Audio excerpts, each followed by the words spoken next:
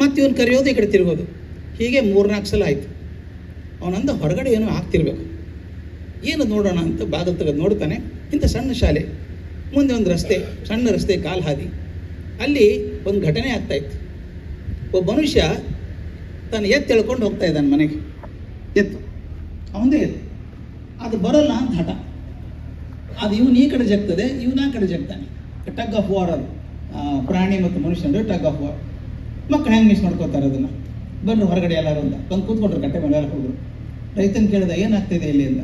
ಅವನು ಹೇಳಿದ, ನಂದೇ ಎತ್ತು ಸರ್, ಬರೋಲ್ಲ ಅಂತ ಹಠ ಮಾಡ್ತದೆ, ಏನು ಮಾಡಬೇಕು? ಒಂದು ನಿಮಿಷ ನಾನು ಮಾಡ್ತೀನಿ ಅಂದ. ರಸ್ತೆ ಪಕ್ಕ ಚಂದ ಹುಲ್ಲು ಬೆಳೆದಿತ್ತು. ಒಂದು ಹಿಡಿ ಹುಲ್ಲು ತಗೊಂಡ, ಮಣ್ಣೆಲ್ಲ ಜಾಡಿಸ್ದ, ದನಕ್ಕೆ ತೋರಿಸ್ದ. ಬರೋಕ್ಕೆ ಶುರು ಆಯ್ತು. ಅದನ್ನು ಇಡೀ ಹುಲ್ಲನ್ನು ರೈತ ಕೊಟ್ಟ. ಇದು ನೋಡು, ಕೊಡಬೇಡ, ಅದಕ್ಕೆ ತೋರಿಸ್ಕೊಂಡು ಹೋಗು, ಕೊಡಬೇಡ, ಬರೀ ತೋರಿಸ್ಕೊ, ಕರ್ಕೊಂಡು ಹೋಗ್ಬಿಡು ಅಂತ. ದನ ಹಿಂದೆ ಹೋಯ್ತು. ಮಕ್ಕಳು ಕರ್ಕೊಂಡು ಒಳಗೆ ಬಂದ ಸರ್ ಮಾಸ್ಟರ್. ಮಕ್ಕಳಿಗೆ ತಕರಾರಿಲ್ಲ, ಮೇಷ್ಟ್ರಿಗೆ ತಕರಾರಿಲ್ಲ. ಅದು ಪಕ್ಕದ ಕ್ಲಾಸ್ ರೂಮಿನ ಟೀಚರಿಗೆ ತಕರಾರು ಬಂತು. ಕೆಲವರು ಹಾಗೆ ಇರ್ತಾರೆ, ತಮ್ಮ ಕ್ಲಾಸಲ್ಲಿ ಏನಾಗುತ್ತೆ ಗೊತ್ತಿರಲ್ಲ, ಪಕ್ಕದ ಕ್ಲಾಸಿನ ಬಗ್ಗೆ ಭಾರಿ ಕುತೂಹಲ. ಹೋಗಿ ಹೆಡ್ ಮಾಸ್ಟರ್ ಕಂಪ್ಲೇಂಟ್ ಮಾಡಿದ್ರಂತೆ. ಏನು ಸರ್ ಇವನು ಸರ್ ಮಾಸ್ಟರ್ ದನ ಬಂದರೆ ಕರ್ಕೊಂಡು ಹೋಗ್ತಾನೆ, ಕೋಳಿ ಬಂದರೆ ಕರ್ಕೊಂಡು ಹೋಗ್ತಾನೆ, ನಾಯಿ ಬಂದರೆ ಕರ್ಕೊಂಡು ಹೋಗ್ತಾನೆ, ಪಾಠ ಮಾಡೋ ರೀತಿನ ಸರ್ ಇದು? ಹೆಡ್ ಮಾಸ್ಟರ್ ಕರೆಸಿದ್ರು ಸರ್ ಮಾಸ್ಟರ್ನ. ಏನಾಗ್ತಿದೆ ನಿಮ್ಮ ಕ್ಲಾಸಲ್ಲಿ? ಗೊತ್ತಾಯ್ತು ಅವನಿಗೆ, ಯಾರೋ ಟ್ಯೂಷನ್ ಮಾಡಿದ್ದಾರೆ ಹೆಡ್ ಮಾಸ್ಟ್ರಿಗೆ ಅಂತ. ಸರ್ ಏನಿಲ್ಲ ಸರ್, ನನ್ನ ಹೊರಗೆ ಏನಾಗ್ತಿತ್ತೋ, ಶಾಲೆ ಹೊರಗೆ ಏನಾಗ್ತಿತ್ತೋ ಅದನ್ನು ತರಗತಿಯಲ್ಲೂ ಆಗ್ತಾಯಿತ್ತು ಸರ್. ಏನಾಗ್ತಿತ್ತು? ದನ ಆ ಕಡೆ ಎಳಿತಿತ್ತು, ಮನುಷ್ಯ ಆ ಕಡೆ ಎಳಿತಿದ್ನಲ್ಲ, ಅದೇ ತೀರ ಹೊರಗಿನ ಸೀನ್ರಿ ಮಕ್ಕಳನ್ನ ಎಳಿತಾ ಇತ್ತು, ನಾ ಈ ಕಡೆ ಎಳಿತಾ ಇದ್ದೆ. ಅದೇ ತಕ್ಕ ಫಾರ್ ಇಲ್ಲೂ ಆಗ್ತಾಯಿತ್ತು ಕ್ಲಾಸಲ್ಲಿ. ಏನು ಮಾಡಿದೆ ನೀನು? ಅಲ್ಲೇನು ಮಾಡಿದ್ದು ಅದೇ ಮಾಡಿದೆ ಅಂತ ಹೇಳಿ. ಅಲ್ಲೇನಾಗಿತ್ತು, ದನಕ್ಕೆ ಹುಲ್ ಬೇಕಾಗಿತ್ತು, ಹುಲ್ ಕೊಡ ತಕ್ಷಣ ಹೋಯಿತು. ಮಕ್ಕಳಿಗೆ ನೋಡಬೇಕಾಯ್ತು, ತೋರಿಸ್ದೆ ಕರ್ಕೊಂಬಂದೆ, ಮುಗಿದೋಯ್ತಲ್ಲ. This is the beauty of class room. Flexibility is more important. ತೀರಾ ರಿಜಿಡ್ ಆದರೂ ಪ್ರಯೋಜನ ಇಲ್ಲ, ತೀರಾ ಸೆಟ್ಲ್ ಆದರೂ ಪ್ರಯೋಜನ ಇಲ್ಲ, ಹದವಾಗಿರಬೇಕು. ಅದಕ್ಕೊಂದು ಟೆಕ್ನಿಕ್ ಹೇಳ್ಕೊಡ್ತೀನಿ ನಿಮಗೆ ಹೇಗಿದೆ ಅಂತ. ಇದನ್ನು ಕ್ರಿಯೇಟಿವ್ ಟೀಚಿಂಗ್ ಟೆಕ್ನಿಕ್ ಅಂತ ಕರಿತೀವಿ ನಾವು. ಸೃಜನಶೀಲವಾಗಿ ಕಲಿಸೋದು ಹೇಗೆ ಅಂತ. ಇದು ಹೇಗೆ ದಯವಿಟ್ಟು ಒಂದು ಇಮೇಜ್ ಮೇಲೆ ಬರಿಬೇಡಿ ಇದನ್ನು. This image is very popular in Europe. ನಾನು ಯುರೋಪಲ್ಲಿ ಎಲ್ಲ ದೇಶಕ್ಕೂ ಹೋಗಿದ್ದೀನಿ, ಅವ್ರು ಅದನ್ನು ಬಳಸ್ಕೋತಾರೆ ಖಂಡಿತವಾಗಿ. ಕ್ರಿಯೇಟಿವ್ ಟೀಚಿಂಗ್ ಅಂದರೆ ಏನು ಅಂದರೆ, ಅಮ್ಮ ಮಗುಗೆ ನಡೆಯೋಕ್ಕೆ ಕಲಿಸೋದು. ನಿಮ್ಮ ಕಣ್ಣು ಚಿತ್ರ ಬರುತ್ತೆ, ನೀವೆಲ್ಲ ಮಾಡಿದ್ದೆ, ಮಕ್ಕಳನ್ನು ಬೆಳೆಸಿದ ಹಾಗೆ. ಪುಟ್ಟ ಮಗು 11 ತಿಂಗಳು 12 ತಿಂಗಳು ನಡೆಯೋಕ್ಕೆ ಶುರು ಮಾಡುತ್ತೆ. ಅಮ್ಮ ಏನು ಮಾಡ್ತಾಳೆ ನಡಿಬೇಕು ಅಂತಂದರೆ, ಕೈ ಹಿಡ್ಕೊತಾಳೆ. ಈಗ ಕಣ್ಣು ಚಿತ್ರ ಬರುತ್ತಾ, ಅಮ್ಮ ಕೈ ಹಿಡಿದು ನಡೆಸೋದು, ಕೈ ಹಿಡ್ಕೊತಾಳೆ, ನಡಿ ಅಂತಾಳೆ. ಮಗು ಹಿಡ್ಕೊಂಡಿಲ್ಲ ಕೈ, ಅಮ್ಮ ಹಿಡ್ಕೊಂಡಿದ್ದಾಳೆ ಕೈ. ಏನು ಮಾಡುತ್ತೆ ಹೇಳಿ? 3 ಕೆಲಸ ಮಾಡ್ತಾಳೆ ಅಮ್ಮ ಅಲ್ಲಿ. ಮೊದಲು ಮಗುವಿನ ಹೈಟಿಗೆ ಬಾಗ್ತಾಳೆ. ಯಾವ ಹೈಟಿಗೆ ಬಾಗ್ತಾಳೆ? ತನಗೆ ಅನುಕೂಲ ಆದ ಹೈಟ್ ಅಲ್ಲ, ಯಾವ ಮಟ್ಟಕ್ಕೆ ಬಗ್ಗಿದ್ರೆ ಮಗುಗೆ ಅನುಕೂಲ ಆಗತ್ತೋ ಆ ಮಟ್ಟಕ್ಕೆ ಬಗ್ತಾಳೆ ಅಲ್ವಾ. ಎರಡನೇದು ಭಾಳ ಮುಖ್ಯ, ಕೈ ಹೆಂಗೆ ಹಿಡ್ಕೊಂಡಿದ್ದಾಳೆ ಮಗುದು? ತುಂಬ ಬಿಗಿಯಾಗಿ ಹಿಡ್ಕೊಂಡಿದ್ದಾಳ? ಇಲ್ಲ, ಕೈ ನೋವಾಗುತ್ತೆ ಮಗುದು. ತುಂಬ ಸಡ್ಲು ಹಿಡ್ಕೊಂಡು ಕೈ ಬಿದ್ದು ಹೋಗುತ್ತೆ. ಆದರೆ ಮಗು ಹಿಡ್ಕೊಂಡಿಲ್ಲ, ನೀವೇ ಹಿಡ್ಕೊಂಡಿದ್ದು ಅದನ್ನು. ತೀರಾ ಬಿಗಿನೂ ಅಲ್ಲ, ತೀರು ಸಡ್ಲು ಅಲ್ಲ, ಹಂಗೆ ಕೈ ಹಿಡ್ಕೊಂಡಿದ್ದಾಳೆ. ಮೂರನೇದು, ಒಂದ್ಸಲ ಮಗು ಓಡೋಕ್ಕೆ ಶುರು ಮಾಡುತ್ತೆ, ಅಮ್ಮನೂ ಓಡ್ತಾಳೆ ಅದು ಹಿಂದೆ. ನಿಂತ್ಕೊಳ್ಳುತ್ತೆ ಮಗು, ತಾನು ನಿಂತ್ಕೋತಾಳೆ. ಅಂದರೆ ತನ್ನ ವೇಗವನ್ನು ಮಗುವಿನ ವೇಗಕ್ಕೆ ಹೊಂದಿಸ್ಕೋತಾಳೆ. ಅರ್ಥ ಆಯ್ತಲ್ಲ? 3 ಹಂತ. ಮೊದಲನೇದು ಬಾಗೋದು, ಮಗುವಿಗೆ ಅನುಕೂಲ ಆಗುವ ಹಂತಕ್ಕೆ ಬಾಗುವಂಥದ್ದು. ಎರಡನೇದು ಮಗುವಿಗೆ ಹದ ಆಗುವಂಥ ಪ್ರೆಷರಲ್ಲಿ ಕೈ ಹಿಡ್ಕೊಳ್ಳೋದು. ಮೂರನೇದು ಮಗುವಿನ ವೇಗಕ್ಕೆ ತನ್ನ ವೇಗವನ್ನು ಹೊಂದಿಸ್ಕೊಳ್ಳೋದು. ಈ 3 ಕ್ಲಾಸ್ ರೂಮಿಗೆ ಅಪ್ಲೈ ಮಾಡ್ಕೊಳ್ಳಿ, ಈಗ ತರಗತಿಗೆ ಅಪ್ಲೈ ಮಾಡ್ಕೊಳ್ಳಿ. ಬ್ಯೂಟಿಫುಲ್ ಮೆಥಡ್ ಇದು. ಮೊದಲನೇದು ಬಾಗೋದು. ಬಾಗೋದಂದ್ರೆ ಏನು? ನೀವೆಲ್ಲ BSc MSc MA ಎಲ್ಲ ಮಾಡ್ಕೊಂಡಿದ್ದೀರಿ, B.Ed ಆಗಿದೆ, M.Ed ಮಾಡ್ಕೊಂಡಿದ್ದೀರಿ, ವಿಷಯ ತುಂಬ ಚೆನ್ನಾಗಿ ಗೊತ್ತಿದೆ ನಿಮಗೆ. ಆದರೆ ಮಗು ಸಣ್ಣದು, ತುಂಬ ಎತ್ತರದ ಮಟ್ಟಕ್ಕೆ ಹೇಳಬೇಡಿ. ನಾನು ಇಂಗ್ಲೆಂಡಲ್ಲಿದ್ದಾಗ ಒಬ್ಬರು ಊಟಕ್ಕೆ ಹೋದಾಗ ಒಂದು ಹೋಟೆಲಲ್ಲಿ ಒಬ್ಬ ಹೆಣ್ಮಗಳು ಪರಿಚಯ ಆಯಿತು, ಯಂಗ್ ಲೇಡಿ. ಮಾತಾಡ್ತಾ ಯಾವುದು ಅವರು ಅಂತ ಕೇಳಿದೆ. ನಾನು ಬೆಂಗಾಲ್ದವಳು, ಬಟ್ ಬೆಂಗಳೂರಲ್ಲಿ ಸೆಟ್ಲ್ ಆಗಿದ್ದೀನಿ. ಇಲ್ಲೇನು ಬಂದ್ರಿ ಅಂತ ಕೇಳಿದೆ. PhD ಮಾಡ್ತಾ ಇದ್ದೀನಿ ಸರ್ ಇಂಗ್ಲೀಷಲ್ಲಿ. ಯಾರ ಕಡೆಗೆ? ವಿಲಿಯಂ ಗೋಲ್ಡಿಂಗ್ ಅಂತ ನೊಬೆಲ್ ಪ್ರಶಸ್ತಿ ಬಂದಂಥ ಮನುಷ್ಯ ಇಂಗ್ಲೆಂಡಲ್ಲಿ, ಅವನ ಕಡೆ PhD ಮಾಡ್ತಾಳೆ. Very good very good. ಎಲ್ಲಿ ಬಂದಿದೆ PhD? ಮುಗೀತು ಸರ್, ಸಬ್ಮಿಟ್ ಮಾಡಿದೆ ಅಂದರು. ಮುಂದೇನು ಮಾಡ್ತೀರಿ ಅಂದೆ. ವಾಪಸ್ ಹೋಗ್ತೀನಿ ಸರ್. ಎಲ್ಲಿ? ಬೆಂಗಳೂರಿಗೆ. ನಾನು ಕಿವಿ ಚುರುಕಾಯ್ತು. ಅಂಥ ಬುದ್ಧಿವಂತ ಹೆಣ್ಮಗಳು ನಮ್ಮ ಕಾಲೇಜಲ್ಲಿ ಲೆಕ್ಚರರ್ ಆದರೆ ಒಳ್ಳೇದಲ್ವಾ ನನಗೆ? ಸ್ವಾರ್ಥ ನನಗೆ, ಒಳ್ಳೆ ಮೇಷ್ಟ್ರು ಸಿಗ್ತಾರೆ ಅಂತ. ಇಲ್ಲಿ ಹೋಗ್ತೀರಿ? ಬೆಂಗಳೂರು ಹೋಗ್ತೀನಿ ಸರ್. ಬೆಂಗಳೂರಲ್ಲಿ ಎಲ್ಲಿ? ಬಸವೇಶ್ವರ ನಗರ. ಬಿಡಿ, ನಮ್ಮ ಕಾಲೇಜ್ ಹತ್ರನೇ. ಏನು ಮಾಡಬೇಕು? ಲೆಕ್ಚರರ್ ಆಗಬೇಕು. ಅಪ್ಲಿಕೇಶನ್ ಹಾಕಿಬಿಡಿ, ನಾನು ಅಪಾಯಿಂಟ್ಮೆಂಟ್ ಆರ್ಡರ್ ಕೊಡ್ತೀನಿ ನಿಮಗೆ, ನಮ್ಮ ಕಾಲೇಜಿಗೆ ಬಂದುಬಿಡಿ ಅಂದೆ. ಸೇರಿಕೊಂಡ್ರೆ ನಮ್ಮ ಕಾಲೇಜಿಗೆ ನನಗೆ ಕೋಡ್ ಬಂದ್ಬಿಡ್ತು. ಅವ್ರಿಗೆ ಬಂತ ಇಲ್ಲ ಗೊತ್ತಿಲ್ಲ, ನನಗೆ ಕೋಡ್ ಬಂದ್ಬಿಡ್ತು. ಯಾಕಂದರೆ ನೊಬೆಲ್ ಪ್ರಶಸ್ತಿ ವಿಜೇತನ ಕಡೆಗೆ PhD ಮಾಡಿದ ಹೆಣ್ಮಗಳು ನಮ್ಮ ಕಾಲೇಜಲ್ಲಿ ಲೆಕ್ಚರರ್ ಅಂದರೆ ಹೇಗೆ ಇಂಗ್ಲೀಷ್ ಅದ್ಭುತ ಇಂಗ್ಲೀಷ್ ಹಾಕಿದ್ರು. ಊರು ತುಂಬ ಹೇಳ್ಕೊಂಬಂದೆ ನಾನು, ಆಕೆ ನಮ್ಮ ಕಲಿಗು, ಆಕೆ ನಮ್ಮ ಕಲಿಗು, ಆಕೆ ನಮ್ಮ ಕಲಿಗು ಅಂತ ಅಹಂಕಾರ ಇತ್ತು ನನಗೆ. ಒಂದು ದಿವಸ ಹೀಗೆ ಪ್ರಿನ್ಸಿಪಲ್ ರೌಂಡ್ ಹಾಕ್ಕೊಂಡು ಹೋಗ್ತೀವಲ್ಲ, ಆಕೆ ಕ್ಲಾಸ್ ಮುಗಿತು, ಹೊಳಗೆ ಹೋದ್ರು ಅವರು, ನಾನು ಒಳಗೆ ಹೋದೆ ಕ್ಲಾಸ್ ಒಳಗೆ. ಎಲ್ಲ ಮಕ್ಕಳಿದ್ದು ನಿಂತ್ಕೊಂಡ್ರು, ಕೂತ್ಕೊಳ್ಳಿ ಇಂಗ್ಲೀಷ್ ಕ್ಲಾಸ್ ಹೇಗಿದ್ದಾವೆ ಅಂತ ಕೇಳಿದೆ. ಚೆನ್ನಾಗಿದ್ದಾವೆ ಸರ್ ಅಂದರು. ಮೇಡಮ್ ಕ್ಲಾಸ್ ಹೇಗಿತ್ತು ಅಂತ ಕೇಳಿದೆ. ಒಬ್ಬ ಹುಡುಗಿ ನಿಂತ್ಕೊಂಡು ಹೇಳಿದ್ದು, ಸರ್ ಏನು ಅದ್ಭುತ ಸರ್ ಅವರು, ಏನು ಭಾಷೆ ಸರ್, ಮಾತು ತೆಗೆದ್ರೆ ಕಾವ್ಯ ಬಂದಂಗೆ ಬರ್ತದೆ, ಮಾತು ತೆಗೆದ್ರೆ ಕಾವ್ಯ ಸರ್, ಅಷ್ಟು ಅದ್ಭುತವಾಗಿ ಮಾತಾಡ್ತಾರೆ ಸರ್, ಅದು ನಮಗೇನು ತಿಳಿಯಲ್ಲ ಸರ್, ನಮಗೇನು ತಿಳಿಯಲ್ಲ ಸರ್. ಅಯ್ಯೋ ನಾನು ಎದೆ ಗುಂಡು ಹೊಡೆದಂಗೆ ಆಯ್ತು, ಅಷ್ಟು ಚೆನ್ನಾಗಿ ಅರ್ಥ ಆಗಲ್ವಾ? ಹೌದು ಸರ್, ಅವ್ರು ಏನೋ ಹೇಳ್ತಾರೆ ನಮ್ಮ ತಲೆ ಮೇಲೆ ಹೋಗುತ್ತೆ, ಅವ್ರಿಗೆ ಮುಟ್ಟೋದೇ ಇಲ್ಲ ಸರ್. ಸ್ಟಾಫ್ ರೂಮ್ಗೆ ಹೋದಾಗ ಕರೆದೆ ಯಾಕೆನ, ಅಮ್ಮ ಹೇಗಿದ್ದಾರೆ ಮಕ್ಕಳು ಅಂತ. Useless creatures, they don't understand good English ಅಂದು ಅಂದೆ. ಅಮ್ಮ ನೀನು ಅಪಾಯಿಂಟ್ ಮಾಡ್ಕೊಂಡದ್ದು ಅವ್ರಿಗೆ ತಿಳಿಸೋದಕ್ಕೆ, ಅವ್ರಿಗೆ ಅರ್ಥ ಆಗದೆ ಹೋದರೆ ಅವ್ರು ಸೋಲಿಲ್ಲ, ನೀ ಸೋತೆ. ಈಗ ನಾನು ಮಾತಾಡ್ತಿದ್ದೆ ನಿಮ್ಮ ಹತ್ರ ಒಂದು ಅರ್ಧ ತಾಸು ಅಂತ, ನಾವು ಏನು ಮಾತಾಡಿದ್ದೇನಪ್ಪ ಅಂತ ನೀವು ಅಂದರೆ ನೀವು ಸೋಲಿಲ್ಲ, ನಾ ಸೋತೆ. ಮಾತಾಡೋದು ನಿಂತ್ಕೊಂಡವ್ರ ಜವಾಬ್ದಾರಿ ನಾನು ಅಂದ್ಕೊಂಡದ್ದನ್ನು ಮುಟ್ಟಿಸಿದ್ದೀನಾ ಅಂತ ಚೆಕ್ ಮಾಡ್ಕೋಬೇಕು ನಾನು, ಅಲ್ವಾ? ಹಾಗೆ ಆ ಹುಡುಗಿ ಹೇಳ್ತಾಳು ಮುಟ್ಟು ಆ ತಲೆ ಮೇಲೆ ಹೋಗುತ್ತೆ ಅಂತ ಅವ್ರು ಅಂತಾರೆ. ಈಗ ಅವ್ರೇನು ಹೋಗ್ಕೊಳ್ಳೇನು ಪ್ರಯೋಜನ ಇಲ್ಲ ಅಂತಾರೆ. ಅವಾಗ ನನಗೆ ಅರ್ಥ ಆಯಿತು, ವಿಷಯ ತಿಳಿದ್ರೆ ಅರ್ಥ ಇಲ್ಲ, ನೀವು ತಿಳಿದಂಥ ವಿಷಯ ಮಕ್ಕಳಿಗೆ ಅರ್ಥ ಆಗುವಂಗೆ ಪಾಠ ಮಾಡೋದಾದರೆ ಅದು ಕರೆಕ್ಟ್ ಶಿಕ್ಷಣ. ಅಲ್ಲಿ ಬಾಗಬೇಕು. ಬಾಗೋದಂದರೆ ನೀನು ಎಷ್ಟೇ ಶಿಕ್ಷಣ ಮಟ್ಟ ಇದ್ದರೂ ಕೂಡ ಮಗುವಿನ ಮಟ್ಟಕ್ಕೆ ಇಳಿದು ಪಾಠ ಮಾಡಬೇಕಾಗತ್ತೆ. ಒಂದು ಮಾತು ಹೇಳಬೇಕು, ಕೆಲವೊಂದು ಸಲ ಮಕ್ಕಳ ಮಟ್ಟಕ್ಕೆ ಏರಿ ಪಾಠ ಮಾಡೋ ಪ್ರಸಂಗನೂ ಬರುತ್ತೆ. ಮಕ್ಕಳು ನಮ್ಗಿಂತ ಚೆನ್ನಾಗಿ ನೋಡ್ಕೊಂಡಿರ್ತಾರೆ, ವಿಷಯ ಅಲ್ಲ. ಬಂದು ಕೇಳ್ತಾ ಹೇಗೆ ಅಂತ ನನಗೆ ಗೊತ್ತಿರಲ್ಲ, ಹಾಗಾಗಬಾರ್ದು. ಮಕ್ಕಳ ಮಟ್ಟಕ್ಕೆ ಏರಬೇಕು, ಮಕ್ಕಳು ಇಳಿಬೇಕು. ಆ ತಾಯಿದ ಎಕ್ಸಾಂಪಲ್ ಕಣ್ಣು ಮುಂದಿಟ್ಕೊಂಡ್ಬಿಡಿ. ನಡಿಬೇಕಾದ್ರೆ ತಾಯಿ ಯಾವ ಮಟ್ಟಕ್ಕೆ ಬಾಗ್ತಾಳೆ, ಮಗುವಿಗೆ ಅನುಕೂಲ ಆಗೋ ಮಟ್ಟಕ್ಕೆ ಬಾಗ್ತಾಳೆ. ಹಾಗೆ ನಾನು ಕೂಡ ನನಗಿರುವಂಥ ಜ್ಞಾನವನ್ನು ಮಾರ್ಪಡಿಸಿ ಮಕ್ಕಳಿಗೆ ಮುಟ್ಟೋ ಹಂತಕ್ಕೆ ತಂದು ಮಾಡಬೇಕಾಗತ್ತೆ. ಮೊದಲೇ ಹಂತ. ಎರಡನೇದು ಕ್ಲಾಸ್ ರೂಮ್ ಹೇಳಿದ್ನಲ್ಲ, ಕೈ ಹಿಡ್ಕೊಳ್ಳೋದು. ತುಂಬ ಬಿಗಿನಲ್ಲ, ತುಂಬ ಸೆಟ್ಲಲ್ಲ. ತುಂಬ ಬಿಗಿ ಮಾಡಿದರೆ ಮಗು ಚಿತ್ರಹಿಂಸೆ ಆಗತ್ತೆ. ಹಿಡ್ಕೊಳ್ಳೋದು ಹೋದರೆ ಮಾರ್ಗದರ್ಶನ ಇಲ್ಲ. ಆದ್ದರಿಂದ ಆಗಳೇ ಹೇಳಿದಂಗೆ ಸರ್ಮಾಸ್ತು ಮಾಡ್ತಾನಲ್ಲ, ಆಗಾಗ ಚಟುವಟಿಕೆಗಳ ಮೂಲಕ ಮಾಡಬೇಕು. ದಯವಿಟ್ಟು ಹೇಳ್ತೀನಿ ಕೇಳಿ, ಚಟುವಟಿಕೆಗಳನ್ನು ಯಾಕೆ ಮಾಡಬೇಕು? ಕ್ಲಾಸಲ್ಲಿ 4 ಥರದ ಮಕ್ಕಳಿದ್ದಾರೆ. ಕ್ಲಾಸಲ್ಲಿ ಪ್ರತಿಯೊಂದು ಕ್ಲಾಸಲ್ಲಿ 4 ಥರದ ಮಕ್ಕಳಿರ್ತಾರೆ.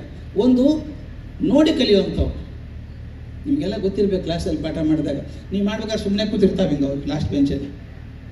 ನೀವೊಂದು ಸಿನಿಮಾ ತೋರಿಸ್ಬಿಡಿ, ಹೆಂಗೆ ಕೂಡ್ತಾರೆ. ಒಂದೇ ಚಟುವಟಿಕೆ ಮಾಡಿ ತಕ್ಕಂತ ಓಡಿ ಬರ್ತಾರೆ. ನಿಮ್ಮ ಕ್ಲಾಸಲ್ಲಿ ಅಂಥ ಮಕ್ಕಳು ಎಷ್ಟು ಜನ ಇದ್ದಾರೆ ಅಂತ ತಿಳ್ಕೊಳ್ಳೋದಾದ್ರೆ ಒಂದು ಸಣ್ಣ ಪ್ರಯೋಗ ಮಾಡಿ. ನಾಳೆನೇ ಕ್ಲಾಸಿಗೆ ಹೋದಾಗ ಏನೋ ಮರ್ತು ಹೋಗಿ, ಡಸ್ಟರೋ ಚಾಕ್ ಪೀಸೋ ಅಟೆಂಡೆನ್ಸ್ ಅಷ್ಟು ಮರ್ತು ಹೋಗ್ಬಿಡಿ. ಕ್ಲಾಸ್ಗೆ ಹೋದ್ರೆ ಮರ್ತು ಬಂದಪ್ಪ, ಯಾರು ತೊಗೊಂಬರ್ತೀರಿ ಸ್ಟಾಫ್ ರೂಮ್ ಹೋಗಿ ಅಂತ ಕೇಳಿ. 4 ಜನ ಕೈ ಎದ್ದು ಬಿಡ್ತಾರೆ, ರೆಡಿನೇ ಇರ್ತಾರೆ ಅವರು. ಯಾಕಂದರೆ they are more happy outside the class rather then inside the class. ಭಾಳ ಹುರುಪು ಹೊರಗೆ ಹೋಗೋದಕ್ಕೆ ಅವರಿಗೆ. ಕ್ಲಾಸಲ್ಲಿ ತೂಕಡಿಸ್ತಾರೆ. ನಾಳೆ ಇಂಟರ್ ಕ್ಲಾಸ್ ಕಾಂಪಿಟೇಷನ್ ಅಂದ್ರೆ ಗೆದ್ದು ಬರ್ತಾರೆ ಅವರು. ನೋಡಿ ಕಲಿಯೋಂಥವ್ರು. ಏನಾದ್ರು ಕಾಣಿಸಿದ್ದು ಒಂದು ಚಟುವಟಿಕೆ ಮಾಡಿ ನೋಡಿ. ನಾಳೆ ಒಂದು ಟೀಚಿಂಗ್ ಏಡ್ ತೊಗೊಂಡು ಹೋಗಿ, ಯಾವುದಾದ್ರು ಕಲಿಕಾ ಸಾಮಗ್ರಿ, ಪ್ರಯೋಜನ ಇಲ್ಲದ್ದು ತೊಗೊಂಡು ಹೋಗಿ, ಯಾವುದೋ ಒಂದು ಟೇಬಲ್ ಮೇಲೆ ಇಡಿ, ಬಳಸಬೇಡಿ ಅದನ್ನು. ಹಾಗೆ ಪಾಠ ಮಾಡಿ. ತಮಾಷೆ ನೋಡಿ ಏನಾಗುತ್ತೆ, ಒಂದು ಅರ್ಧ ಮುಕ್ಕಾಲು ಗಂಟೆ ಆದಮೇಲೆ ಅದನ್ನೇ ನೋಡಿದಿರ್ತಾರೆ ಹುಡುಗರು. ಕೇಳೇ ಬಿಡ್ತಾನೊಬ್ಬ, ಮೇಡಮ್ ಅದೇನೋ ತಂತಿದ್ರಲ್ಲ ಮೇಡಮ್, ತೋರಿಸಲೇ ಇಲ್ಲ ಅಂತಾನೆ ಅಲ್ವಾ? ಅಂದರೆ ನೀವು ತೋರಿಸದೇ ಇರುವಂಥ ವಿಷಯ ವಸ್ತು ಕೂಡ ಕುತೂಹಲಕ್ಕೆ ಎಷ್ಟು ಕಾರಣ ಆಗುತ್ತೆ. ಬಳಸಬೇಕಲ್ಲ. ದಯವಿಟ್ಟು ಕ್ಲಾಸಲ್ಲಿ ಬಳಸಿ. ನಾನು ಪ್ರತಿ ವರ್ಷ ಅಮೇರಿಕೆಯಲ್ಲಿ ಒಬ್ಬ ಹೆಣ್ಮಗಳ ಜೊತೆ 15 ದಿವಸ ಇರ್ತೀನಿ. ಆಕೆ ಕಡೆ ಕಲಿಬೇಕು. ನಾನು ಸಣ್ಣ ಹುಡುಗಿ, ತುಂಬ ಕಲ್ತಿದ್ದೇನೆ ಆಕೆ ಕಡೆಯಿಂದ. ನಾನು ಆಕೆ ಹೆಸರು ಹೇಳ್ತೀನಿ ನಿಮಗೆ, ನಂತರ ಗೂಗಲ್ ಭಗವಾನ್ ಹೋಗಿ ಕೇಳಿ, ಕೊಡ್ತಾನೆ ಇನ್ಫಾರ್ಮೇಷನ್. ಪ್ರತಿ ವರ್ಷ 15 ದಿವಸ ಆಕೆ ಕಡೆ ಕಲಿತೀನಿ ನಾನು. ಶಿಕಾಗೋದಲ್ಲಿ ಇರ್ತಾಳೆ ಆಕೆ ನೋಡಬೇಕು. ಪೀರಿಯಡ್ ರೆಡಿ ಆಗಿರ್ತಲ್ಲ, ನೆಕ್ಸ್ಟ್ ಕ್ಲಾಸ್ ಇರುತ್ತಲ್ಲ, ಟೀಚಿಂಗ್ ಏಡು ಬುಕ್ಸ್ ಎಲ್ಲ ಹಿಡ್ಕೊಂಡು ಓಡ್ತಾಳೆ ಕಾರಿಡಾರಲ್ಲಿ. ಅಯ್ಯೋ 30 ಸೆಕೆಂಡಿಗೆ ಬೆಲ್ಲ ಆಗಿಬಿಡುತ್ತೆ, ಹೋಗ್ಬಿಡ್ಬೇಕು ನಾನು. 1 ಸೆಕೆಂಡ್ ಲೇಟಾಗಿ ಹೋಗಲ್ಲ ಕ್ಲಾಸಿಗೆ. 1 ನಿಮಿಷ ಲೇಟಾಗಿ ಹೋದ್ರೆ ಹೇಳ್ತಾಳೆ 40 ನಿಮಿಷ ವೇಸ್ಟ್ ಮಾಡಿದೆ ನಾನು. 40 ಮಕ್ಕಳು 1 ನಿಮಿಷ, 40 ನಿಮಿಷ ವೇಸ್ಟ್ ಮಾಡ್ದಂಗೆ ಆಯಿತು ಅಂತ ನೋಡಿದ್ದೀನಿ. ಆಕೆ ಕ್ಲಾಸಿಗೆ ಒಬ್ಬ ಹುಡುಗಿ ಬಂದು, ಅಪ್ಪ ಕರ್ಕೊಂಬಂದುಬಿಟ್ಟ ಈ ತರಗತಿ ಹೊತ್ತಿಗೆ. 103 ಡಿಗ್ರಿ ಜ್ವರ ಇದೆ ಹುಡುಗಿ. ಈ ಕ್ಲಾಸಿಗೆ ಕೂತ್ಕೊಂಡು ಮುಗಿದಲ್ಲಿ ಮತ್ತೆ ಹೊರದು, ನೀ ಯಾಕಮ್ಮ ಬಂದೆ, ಹುಷಾರಿಲ್ಲಲ್ಲ ಅಂದೆ. ಈ ಮೇಡಮ್ ಕ್ಲಾಸ್ ಹೆಂಗೆ ಮಿಸ್ ಮಾಡ್ಕೊಳ್ಳಿ ಅಂತಾಳೆ. She says she is a magician, how can I miss our class? ಅದು ನಿಜವಾಗ್ ಟೀಚರ್ ಕ್ವಾಲಿಟಿ. ಅದು ಅವ್ರ ಕ್ಲಾಸ್ ಮಿಸ್ ಮಾಡ್ಕೊಳ್ಳೋಕ್ಕಾಗಲ್ಲ ಅಂತ. ಆಕೆ ಹೆಸರು ಹೇಳ್ತೀನಿ, ವಯಸ್ಸು ಸಣ್ಣ ಹುಡುಗಿ ಅಂತ ಹೇಳಿದ್ನಲ್ಲ, ಪ್ರೆಸಿಡೆಂಟ್ಸ್ ಅವಾರ್ಡ್ ಬಂದಿದೆ ಆಕೆಗೆ, ಅಮೇರಿಕನ್ ಪ್ರೆಸಿಡೆಂಟ್ ಅವಾರ್ಡ್. ಆಕೆಗೆ ಈಗಿನ್ನ 77 ವರ್ಷ, 77.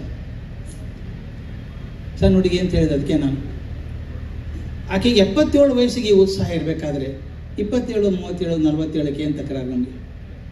ಆಕೆ ಹೇಳ್ತಾಳೆ, ಮಗುವಿನ ಕಣ್ಣಲ್ಲಿ ನನಗೆ ಆಶ್ಚರ್ಯ ಕಾಣಿಸ್ಬೇಕು. ನೀವು ಸೀರಿಯಲ್ ನೋಡ್ತೀರಿ ಅಂದ್ಕೊಂಡಿದ್ದೀನಿ ಅಲ್ಲ, ಸೀರಿಯಲ್ ನೋಡ್ತೀವಲ್ಲ, ಅವು ಮುಗಿಯೋದೇ ಇಲ್ಲ, ಅವು ಹೇಗಿದ್ರು ನಡೀತಾ ಇರ್ತದೆ. ಆದರೆ ಅಂಥದ್ದಿದ್ರೂ ಕೂಡ ಸೀರಿಯಲ್ ಕೊನೆ ಹಂತದಲ್ಲಿ ಹೇಗೆ ಮಾಡ್ತಾರೆ ನೋಡಿದ್ದೀರಿ ಅದನ್ನು? ಯೂಸ್ಲೆಸ್ ಸೀರಿಯಲ್ಸ್ ಕೆಲವೊಂದಂತೂ. ಆದರೆ ಮುಗಿ ಹೊತ್ತಿಗೆ ಹೊಡಿಬೇಕು ಒಂದು ಕೈ ಎತ್ತಾನೆ ನಿಲ್ಲಿಸ್ಬಿಡ್ತಾನೆ, ಹೊಡೆಯಲ್ಲ ಅವನು. ಡೈರೆಕ್ಟರ್ ನಿದ್ದೆ ಮಾಡ್ತಾನೆ, ಆ್ಯಕ್ಟರ್ ನಿದ್ದೆ ಮಾಡ್ತಾನೆ, ನೀವು ನಿದ್ದೆ ಮಾಡಲ್ಲ, ಹೊಡೆದ್ನೋ ಇಲ್ಲೋ ನಾಳೆ ಮತ್ತೆ ನೋಡ್ಬೇಕು. ಹೀಗೊಬ್ಬ ಸೀರಿಯಲ್ ಡೈರೆಕ್ಟ್ರೇ ಎಷ್ಟು ಕುತೂಹಲ ಸೃಷ್ಟಿ ಮಾಡ್ತಿರ್ಬೇಕಾದ್ರೆ ನಾನು ಕ್ಲಾಸ್ ರೂಮ್ ಟೀಚರ್ ಇನ್ನೂ ಸೃಷ್ಟಿ ಮಾಡಬೇಕಲ್ವ ಕ್ಲಾಸಲ್ಲಿ? ಹೇಗೆ ಮಾಡಬೇಕು ಅಂದರೆ ಕೊನೆಗೆ ಒಂದು ಲೂಸ್ ಎಂಡ್, ಅದನ್ನು ಡೆಫಿನೇಷನ್ ಆಫ್ ಇಂಟೆಲಿಜೆನ್ಸ್ ಅಂತ ಕರೀತಾರೆ ನಮಗೆ. ನೀವು ಬುದ್ಧಿವಂತಿಕೆ ಚುರುಕು ಮಾಡೋದು ಹೇಗೆ? ಮಕ್ಕಳನ್ನು ಕುತೂಹಲವಾದ ಪ್ರಶ್ನೆ ಕೇಳಿ ನಿಲ್ಲಿಸ್ಬಿಡ್ಬೇಕು. ಮುಂದೆ ಏನಾಯಿತು ಮೇಡಮ್ ಅಂತ ಕೇಳ್ತಾನೆ, ಅದನ್ನು ನಾಳೆ ಹೇಳ್ತೀನಿ, ಟುಮಾರೋ ಐ ಟೆಲ್ ಯು. ಒಬ್ಬ ಸೀರಿಯಲ್ ಡೈರೆಕ್ಟರ್ ಎಷ್ಟು ಕುತೂಹಲ ಉಳಿಸ್ಕೋಬೇಕಾದ್ರೆ ಒಬ್ಬ ಸಬ್ಜೆಕ್ಟ್ ಟೀಚರ್ ಇನ್ನೂ ಮಾಡಬೇಕಲ್ಲ ನಾನು?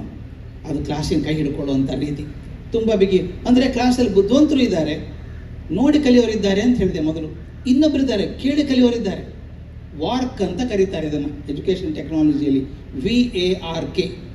ವಿ ಅಂದರೆ ವಿಜುವಲ್, A ಅಂದರೆ ಆಡಿಯೋ, R ಅಂದರೆ ರೀಡ್ ಆ್ಯಂಡ್ ರೈಟ್, K ಅಂದರೆ ಕೈನೆಸ್ಥೆಟಿಕ್. ಈ 4 ಥರದ ವಿದ್ಯಾರ್ಥಿ ಕ್ಲಾಸಲ್ಲಿ ಕೂತಿದ್ದಾರೆ. ನನ್ನ ಕಾಲೇಜಲ್ಲಿ ಆಯಿತು, ನನ್ನ ಸ್ಕೂಲಲ್ಲಿ ಆಯಿತು. ನಾನು ಇಂಟರ್ನ್ಯಾಷನಲ್ ಸ್ಕೂಲಲ್ಲಿ ಪ್ರಿನ್ಸಿಪಲ್ ಆಗಿದ್ದಾಗ ಈ ರಿಸರ್ವೇಷನ್ ಬಗ್ಗೆ ತುಂಬ ಇಶ್ಯೂ ಬಂದ್ಬಿಡ್ತು. ಹುಡುಗರು ಸೆಮಿನಾರ್ ಮಾಡಿದರು, ಮಾಡಬಾರ್ದು, ಅದರಿಂದ ನಮ್ಮ ಮೆರಿಟ್ ಹೋಗ್ಬಿಡುತ್ತೆ ಅಂತೆಲ್ಲ ಭಾಷಣ ಮಾಡಿದರು ಹುಡುಗರು. ನಾನು ಕ್ಲಾಸಿಗೆ ಹೋದೆ, ನಾನು ಕೆಮಿಸ್ಟ್ರಿ ನೋಡಿದರೆ ಆದರೂ ಹೋಗ್ತೀನಿ ನಾನು. ಕಣ್ಮುಂದೆ ಚಿತ್ರ ಬರಬೇಕು, ಬ್ಲ್ಯಾಕ್ ಬೋರ್ಡಲ್ಲಿದೆ, ಹೀಗೆ ನಮ್ಮ ಎಲ್ಲ ಸಿಂಗಲ್ ಚೇರ್ಸ್ ಎಲ್ಲ ಹುಡುಗರಿಗೆಲ್ಲ 3 ರೋ ಇತ್ತು, ಇಂಡಿವಿಜುವಲ್ ಚೇರ್ಸ್ 3 ರೋ ಇತ್ತು. ನಾನೇನು ಮಾಡಿದೆ, ಲೈಬ್ರರಿಯಿಂದ ಹೇಳಿ ಹಳೆ ನ್ಯೂಸ್ ಪೇಪರ್ ತರಿಸಿದೆ. ದಯವಿಟ್ಟು ಗಮನ ಇಟ್ಟು ನೋಡಿದ್ದೆ. ನ್ಯೂಸ್ ಪೇಪರ್ ತರಿಸಿದೆ, ಎಲ್ಲ ಹರಿದು ಮುದ್ದೆ ಮಾಡಿದೆ, ಸಣ್ಣ ಉಂಡೆ ಮಾಡಿದೆ. ಎಲ್ಲರಿಗೂ 4 ಉಂಡೆ ಕೊಟ್ಟೆ, ಇಟ್ಕೊಳ್ಳಿ ಅದನ್ನು. ನೀವು ಕೂತ ಜಾಗದಿಂದಾನೇ ಅಲ್ಲೊಂದು ಬುಟ್ಟಿ ಇಟ್ಟೆ ನಾನು ಬ್ಲ್ಯಾಕ್ ಬೋರ್ಡ್ ಹತ್ರ. ಅಲ್ಲಿಂದಾನೆ ಆ ಬುಟ್ಟಿ ಒಳಗೆ ಎಸಿಬೇಕಾದ್ರೆ ಕಾಗದದ ಬುದ್ದೆಯನ್ನು ಬಗೆದು ನೋಡಿ ನಾನು ಹಾಕಿದ್ರು. ಮುಂದಿನ ಸಾಲಿನ ಕೂತವ್ರು ಜಾಸ್ತಿ ಬಿತ್ತು ಬುಟ್ಟಿಯಲ್ಲಿ, ಕಡೆಯವರು ಬೀಳಿಲ್ಲ. ನಕ್ಕರು ಹುಡುಗರಿಲ್ಲ, ನೋಡಿ ಒಂದು ಬೀಳಿಲ್ಲ ಅವ್ರದ್ದು ಅಂತ. ಅವ್ರು ಅನ್ಫೇರ್ ಸರ್, ನಾವು ದೂರ ಇದ್ದೀವಲ್ಲ ಸರ್, ಆಯ್ತು ನೀವು ಮುಂದೆ ನೀವು ಹಿಂದೆ ಹೋಗಿ ಅಂತ ಕಳಿಸ್ತಾರೆ. ಆವಾಗಲೂ ಹೋಗಿಸಿದೆ. ಮುಂದೆ ಕೂತವ್ರು ಜಾಸ್ತಿ ಹಾಕಿದ್ರು, ಹಿಂದೆ ಕೂತವ್ರು ಹಾಕಲಿಲ್ಲ. ಅವನ್ನ ಹೇಳಿದೆ, ಯಾರು ಹಾಕಿದ್ರು ಅನ್ನೋದಕ್ಕಿಂತ ಎಲ್ಲಿಂದ ಹಾಕಿದ್ರು ಅನ್ನೋದು ಮುಖ್ಯ ಅಲ್ವಾ? ಶತಮಾನಗಳಿಂದ ಕೆಲವ್ರನ್ನ ಅಲ್ಲಿ ಇಟ್ಟುಬಿಟ್ಟಿದ್ದೀವಿ ನಾವು. ಮುಂದೆ ತರೋದು ಹೇಗಪ್ಪ ಅವ್ರನ್ನ? ಅವ್ರು ಮುಂದೆ ಬಂದ್ರೆ ತಾನೇ ಬುಟ್ಟಿಯಲ್ಲಿ ಹಾಕೋದು, ಅವಕಾಶಗಳು ಸಿಗೋದು ಅವರಿಗೆ. ಈ ಪ್ರಯೋಗ ಮಾಡಿದಾಗ ಮಕ್ಕಳಿಗೆ ಎಷ್ಟು ತಿಳುವಳಿಕೆ ಬರುತ್ತೆ ಅಂದರೆ, ಹೌದು sir, we are unfair, we should be fair, ನಾವು ವಿ ಶುಡ್ ಡೂ ಸಮಥಿಂಗ್. ನಾನು ಭಾಷಣ ಮಾಡಿದರೆ ಆಗೋಲ್ಲ, ಒಂದು ಚಟುವಟಿಕೆ ಮಾಡಿ, ಕುತೂಹಲ ಹುಟ್ಟಿಸೋಂಗೆ ಮಾಡಿ, ಅದನ್ನು ಮಾಡಿ. ಇನ್ನೊಂದು ಸಣ್ಣ ಎಕ್ಸಾಂಪಲ್ ಹೇಳಿಬಿಡ್ತೀರಿ, ಬಹುಶಃ ಕೇಳಿದ್ದೀರಿ ಅನ್ನೋ ಗೊತ್ತಿಲ್ಲ. ಆದದ್ದು ಅಂತಾರಾಷ್ಟ್ರೀಯ ಶಾಲೆಯಲ್ಲಿದ್ದಾಗ ನಾನೊಂದು ಅಹಂಕಾರದಿಂದ ಹೇಳಿದ ಮಾತದು, ಏನಾದರೂ ಪ್ರಶ್ನೆ ಕೇಳಿ ಉತ್ತರ ಕೊಡೋಣ ಅಂತ ಹೇಳಿದೆ. ಭಾನುವಾರ ಫುಲ್ಲಿ ರೆಸಿಡೆನ್ಷಿಯಲ್ ಸ್ಕೂಲ್ ಅದು. ಭಾನುವಾರ ಬೆಳಗ್ಗೆ ನಾನು ಆಫೀಸಲ್ಲಿದ್ದೆ, ಅಲ್ಲೇ ಇರಬೇಕಲ್ಲ ಫುಲ್ಲಿ ರೆಸಿಡೆನ್ಷಿಯಲ್ ಸ್ಕೂಲ್. 3 ಜನ ಹುಡುಗರು ಬಂದರು, 3 ಅಮೇರಿಕನ್ಸ್, ಅಂದರೆ ಇಂಡಿಯನ್ ಹುಡುಗರು ಅಲ್ಲೇ ಇದ್ದಾರೆ, 3 ತಲೆಮಾರಿಂದ ಬಂದರು. ಸರ್ ಒಂದು ಕ್ವಶನ್ ಇದೆ ಸರ್. ಏನು ಕ್ವಶನಪ್ಪ ಅಂತ ಕೇಳಿದೆ. ಸರ್ ಇರುವೆ ಹೇಗೆ ಮಲ್ಕೊಳ್ಳುತ್ತೆ ಸರ್? ಇರುವೆ ಹೇಗೆ ಮಲ್ಕೊಳ್ಳುತ್ತೆ ಅಂತ. ನಾ ಹೆಂಗೆ ಮಲ್ಕೋತೀನಿ ನನಗೆ ಗೊತ್ತಿಲ್ಲ, ಇನ್ನು ಇರುವೆ ಮಲ್ಕೊಳ್ಳೋದು ಹೆಂಗೆ ಗೊತ್ತಿರುತ್ತೆ? ನನಗಂತೂ ಗೊತ್ತಿಲ್ಲಪ್ಪ ಅಂತೇನು ಮಾಡಿದೆ, ಕ್ಯಾಂಟೀನಿಗೆ ಫೋನ್ ಮಾಡಿದೆ, ಕಿಚನ್ಗೆ. ಒಂದು ಪರ್ಲ್ ಪೆಟ್ ಬಾಟಲ್ ತೊಗೊಳ್ಳಿ, ಒಳಗಡೆ 3 ಇರುವೆ ಹಾಕ್ಕೊಡಿ, ಕಪ್ಪು ಇರುವೆ, ಸಕ್ಕರೆ ತುಣುಕು, ಮೇಲೆ ತೂತ ಮಾಡಿಕೊಡಿ ಅಂದೆ. 5 ನಿಮಿಷದಲ್ಲಿ ಬಂತು. ಹುಡುಗರಿಗೆ ಕೊಟ್ಟೆ, ನೀವೇ ಕಂಡುಕೊಳ್ರೋ, ನನಗೆ ಗೊತ್ತಿಲ್ಲ ಅಂದೆ. ಹೋದ್ರು ಮನೆಗೆ. ಏನು ವಿಂಬಲ್ಡನ್ ಟ್ರಾಫಿ ಹಿಡ್ಕೊಂಡು ಹೋದರು. ಮಧ್ಯಾಹ್ನ 1 ಗಂಟೆಗೆ ಹೋದೆ ಹಾಸ್ಟೆಲಿಗೆ, ಏನು ಮಾಡ್ತಾರೆ ನೋಡೋಣ ಅಂತ. ಭಾಳ ತಮಾಷೆ ಇತ್ತು. ಗುಂಡು ಟೇಬಲ್ ಇದೆ, 3 ಜನ ಸುತ್ತ ಕೂತಿದ್ದಾರೆ, ಸೆಂಟರ್ದಲ್ಲಿ ಅದು ಬಾಟ್ಲ್ ಇದೆ, ನೋಡ್ದಾ ಕೂತಿದ್ದಾರೆ. ಎನಿ ಗುಡ್ ನ್ಯೂಸ್ ಅಂತ ಕೇಳಿದೆ. ನೋಡಿ ಸರ್, ನೋಡ್ತಾ ಇದ್ದೀವಿ ಸರ್ ಅಂತ. ನಾನು ಬಾಟ್ಲ್ ಒಳಗೆ ಇಣಿಕು ನೋಡ್ತೀನಿ, ಒಂದು ಹಸಿರು ಇರುವೆ, ಒಂದು ಕೆಂಪು ಇರುವೆ, ಒಂದು ಕರಿ ಇರುವೆ ಇದೆ. ನಾನು ಹಾಕಿದ್ದು 3 ಕರಿ ಇರುವೆ. ಏನಾಯಿತು ಅಂತ ಕೇಳಿದೆ. ಅವ್ರ ಹೆಸರು, ನೀವು 3 ಕರಿ ಇರುವೆ ಕೊಟ್ಟಿದ್ರಿ, ಯಾವುದನ್ನು ನೋಡ್ತೀವಿ ಅಂತ ಗೊತ್ತಾಗ್ತಿರ್ಲಿಲ್ಲ ಸರ್ ನಮಗೆ. ಅದಕ್ಕೆ ನಾವು ಅದನ್ನು ಆರ್ಟ್ ಲ್ಯಾಬ್ರಾಟರಿ ತೊಗೊಂಡು ಹೋಗಿ ಒಂದು ಹಸಿರು ಬಣ್ಣ, ಒಂದು ಕೆಂಪು ಬಣ್ಣ ಕೊಟ್ಕೊಂಡು ಬಂದ್ವಿ ಸರ್, ಈ ಕಪ್ಪಿಗೆ ಮಾತ್ರ ನೋಡ್ತೀವಿ ಅದು, ನೋಡಿ ಆಲ್ ದ ಬೆಸ್ಟ್ ಅಂತ ಹೇಳಿದೆ. ಸಾಯಂಕಾಲ 6 ಗಂಟೆಗೆ ಬಂದರು 3 ಜನ. ಏನು ಕಿವಿ ತನಕ ನಗ್ತಾ ಇದ್ದಾರೆ. ಹಿಡ್ಕೊಂಡು ಸರ್ ಗೊತ್ತಾಯ್ತು ಸರ್ ಇರುವೆ ಹೆಂಗೆ ಮಲ್ಕೊಳ್ಳುತ್ತೆ ಓಡಾಡುತ್ತೆ ಸರ್. ಒಂದು ತಾಸು ಆದಮೇಲೆ ಮುಂದಿನ ಎರಡೂ ಕಾಲು ಹಿಂಗೆ ಎತ್ತಿಟ್ಟು ತಲೆ ಅಡ್ಡ ಇಟ್ಟು 10 ಸೆಕೆಂಡ್ ಮಲ್ಕೊಳ್ಳುತ್ತೆ ಸರ್. 10-15 ಸೆಕೆಂಡ್ ಅಷ್ಟೇ ಸರ್. ಅಂದರೆ 15 ಸೆಕೆಂಡ್ ಹೆಂಗೆ ಸಾಕೋ ಅಂತ ಕೇಳಿದೆ. ಅವ್ನು ಜೋರಾಗಿ ಹೊಟ್ಟೆ ಕುಣಿಸಿ ನಕ್ಕ. ಸಾರ್ ನಾವು ಇಟ್ಟು ದೊಡ್ಡವರಿದ್ದೀವಿ ಸರ್, 6 ತಾಸು ಬೇಕು ಸರ್, ಇರುವೆ ಸಣ್ಣದಲ್ವ ಸರ್, 10 ಸೆಕೆಂಡ್ ಸಾಕು ಅಂದ. ಅವನೇನೋ ಹೇಳ್ದ, ಸರಿ ಉತ್ತರನೂ ಗೊತ್ತಿಲ್ಲ ನನಗೆ. ನಾನು ಅಗ್ರಿಕಲ್ಚರ್ ಯೂನಿವರ್ಸಿಟಿಗೆ ಫೋನ್ ಮಾಡಿದೆ. ನನ್ನ ಫ್ರೆಂಡ್ ಮಾದೇವಪ್ಪ ಅಂತಿದ್ರು, ಎಂಟಮಾಲಜಿಸ್ಟ್, ಕೀಟಶಾಸ್ತ್ರಜ್ಞರು, ಅದು ಕೀಟದ ಬಗ್ಗೆನೇ ಎಕ್ಸ್ಪರ್ಟ್ ಅವರು. ಈ ಹುಡುಗರು ಹಿಂಗೆ ಹೇಳ್ತಾರೆ, ಇರುವೆ ಹಿಂಗೆ ಮಲ್ಕೊಳ್ಳುತ್ತೆ ಅಂತ. ಹೌದು ಸರ್, ಹಾಗೆ ಮಲ್ಕೊಳ್ಳೋದು, ಓಡಾಡುತ್ತೆ, ಮುಂದಿನ ಕಾಲು ಎತ್ತಿಟ್ಟು 15 ಸೆಕೆಂಡ್ ಮಲ್ಕೊಳ್ಳಿ, ತಾಸಿಗೊಬ್ಬ ನಿದ್ದೆ ಮಾಡುತ್ತೆ ಅದು, ಹಾಗೆ ಅಂದ. ಇರುವೆ ಹೆಂಗೆ ಮಲ್ಕೊಳ್ಳುತ್ತೆ ಅಂತ ಒಂದು PhD ಬೇಕಾಗಿತ್ತು ಗೊತ್ತಾಗಬೇಕಾದ್ರೆ ಅವ್ರಿಗೆ. ನನ್ನ PhD ಇದ್ದು ಇರುವೆ ಹೇಗೆ ಅಂತ ಗೊತ್ತಿದ್ದಿದ್ದಿಲ್ಲ ನನಗೆ. ಆಯ್ತು ಬಿಡಪ್ಪ ಅಂದೆ. ನಾನು ವಿಚಾರ ಮಾಡಿಕೊಂಡೆ, ಅಕಸ್ಮಾತ್ ನನಗೆ ಗೊತ್ತಿತ್ತು ಅಂತ ತಿಳ್ಕೊಳ್ಳಿ ಇರುವೆ ಹೇಗೆ ಮಲ್ಕೊಳ್ಳುತ್ತೆ ಅಂತ. ಅದೇನಿಲ್ಲ ಬಿಡೋ, ಮುಂದಿನ ಕಾಲು ಎತ್ತಿಟ್ಟು ಮಲ್ಕೊಳ್ತದೆ ಅಂದರೆ ಅದು ಬರೀ ಇನ್ಫಾರ್ಮೇಷನ್ ಆಗ್ತಿತ್ತು ಮಕ್ಕಳಿಗೆ. ಈಗ ಅವರೇ ಕಂಡುಕೊಂಡಿದ್ದಾರಲ್ಲ, ಈಗ ಅದು ನಾಲೆಜ್ ಆಯಿತು. ಆ ಘಟನೆ ಮುಗೀತು. ನಾನೀಗ 4 ವರ್ಷದ ಕೆಳಗೆ ಅಮೇರಿಕಾದಲ್ಲಿ ಹೋದಾಗ ಯೂನಿವರ್ಸಿಟಿ ಆಫ್ ಕ್ಯಾಲಿಫೋರ್ನಿಯಾ ಬರ್ಕ್ಲಿ ಅಂತಿದೆ, ಅಲ್ಲಿ ಪಾಠ ಮಾಡೋಕ್ಕೆ ಹೋಗಿದ್ದೆ. ಮುಗಿಸಿ ಪಾರ್ಕಿಂಗ್ ಪ್ಲೇಸ್ ಹತ್ರ ಹೋಗ್ತಾ ಇದ್ದೀನಿ, ಓಡಿ ಬಂದ ಹುಡುಗ ದಾಂಡಿಗ. Sir wait a minute sir, ಒಂದು ಕಾಲು ಮುಟ್ಟು ನಮಸ್ಕಾರ ಮಾಡ್ದ. ಯಾರಪ್ಪ ಅಂತ ಹೇಳಿದೆ. Sir I was student in JRS sir ಅಂದ, ಇಂಟರ್ನ್ಯಾಷನಲ್ ಸ್ಕೂಲಲ್ಲಿ. ಹೌದಾ, ಏನು ಮಾಡ್ತಾ ಇದ್ದೀಯ ಅಂದ. ಸರ್ ಆ್ಯಂಟ್ ಗೊತ್ತಾ ಸರ್ ಅಂದ. ಇವನು ಏನು ಕೇಳ್ತಾನೆ, ಆ್ಯಂಟ್ ಏನು ಅಂತ ಕೇಳಿದೆ ನಾನು. ಸರ್ ಆ್ಯಂಟ್ ಹೆಂಗೆ ಮಲ್ಕೊಳ್ಳೋದು ಪ್ರಶ್ನೆ ಕೇಳಿದ್ವಲ್ಲ. ಹೌದು ನಾನೇ ಸರ್ ಕೇಳಿದ್ದು ಅಂದ. ಇಲ್ಲೇನು ಮಾಡ್ತಿದ್ಯಾ ಅಂತ ಕೇಳಿದೆ. ನನಗೆ ನಿಜವಾಗ್ಲೂ ಸಂತೋಷ ಆಯ್ತಪ್ಪ. ಹುಡುಗ ಹೇಳಿದ್ದು, ಅವನು ಅಲ್ಲಿದ್ದಾನೆ, is working on genetic engineering, he has got 7 patents to his credit. 7 patents. ಅವನು ಹೇಳ್ತಾನೆ, all started with that ant in the school sir. ಅಂದರೆ ಯಾವುದೋ ಒಂದು ಚಟುವಟಿಕೆ ಹೇಗೆ ಟ್ರಿಗರ್ ಮಾಡುತ್ತೆ ಅಂತ. ನಾನು ಬಾಯಿಂದ ಹೇಳಿಬಿಟ್ರೆ ಇನ್ಫಾರ್ಮೇಷನ್ ಆಗ್ತಿತ್ತು ಅವನಿಗೆ. ಅದು ದಯವಿಟ್ಟು ಮಕ್ಕಳೇನಾದರೂ ಪ್ರಶ್ನೆ ಕೇಳಿದರೆ ಅವ್ರಿಗೆ ಉತ್ತರ ಕೊಡ್ಸೋಕೆ ಕಲಿಸಿ, ಹುಡ್ಕೋಕೆ ಕಲಿಸಿ. ಹುಡುಕ್ತಾರವ್ರು, ತಪ್ಪಬಹುದು, ಹಾದಿ ತೋರಿಸೋಣ, ಆ ಹಾದಿ ಅವರೇ ಹುಡುಕಿ. ಅವ್ರು ಹುಡುಕಿದಾಗ ಯಾವಾಗಲೂ ನಾನೇ ಕಂಡುಕೊಂಡು ನನಗೆ ಹೆಚ್ಚು ಗೊತ್ತಿರುತ್ತೆ. ನೀವು ಗಣಿತ ಮಾಡೋರಿಗೆ ಗೊತ್ತಿರುತ್ತೆ, ಪ್ರಾಬ್ಲಮ್ ಮಾಡ್ಕೊಂಡು ಹೋಗ್ತೀವಿ, ಬರದೇ ಹೋದಾಗ ಕೊನೆಗೆ ಆನ್ಸರ್ ನೋಡಿಬಿಟ್ರೆ ಖುಷಿ ಇರಲ್ಲ. ಕುಸ್ತಿ ಆಡ್ಕೊಂಡು ಸಾಲ್ವ್ ಮಾಡಬೇಕು, ಬಂದಾಗ ಏನು ಖುಷಿ ಆಗುತ್ತೆ, ಯುರೇಕಾ ಮೂಮೆಂಟ್, ಖುಷಿ ಆಗಿಬಿಡುತ್ತೆ. ಹಾಗೆ ಮಕ್ಕಳಿಗೆ ದಯವಿಟ್ಟು ಮಾಡಿ. ಕೈ ಹಿಡ್ಕೊಳ್ಳೋದು ಹೇಳಿದ್ನಲ್ಲ, ತುಂಬ ಬಿಗಿಯಾಗಿ ಪನಿಷ್ಮೆಂಟು ಕೊಡೋದು ಬೇಡ, ಅವರೇ ಕಲಿಯೋಕ್ಕೆ ಅವಕಾಶ ಮಾಡಿಕೊಡಿ. ನಾನು 3ನೇದು ಹೇಳಿದ್ದು ನೋಡಿ, ಯಾವ ವೇಗದಲ್ಲಿ ಅಮ್ಮ ನಡೀತಾಳೆ, ಮಗುವಿನ ವೇಗಕ್ಕೆ ಸರಿಯಾಗಿ ನಡೀತಾಳೆ.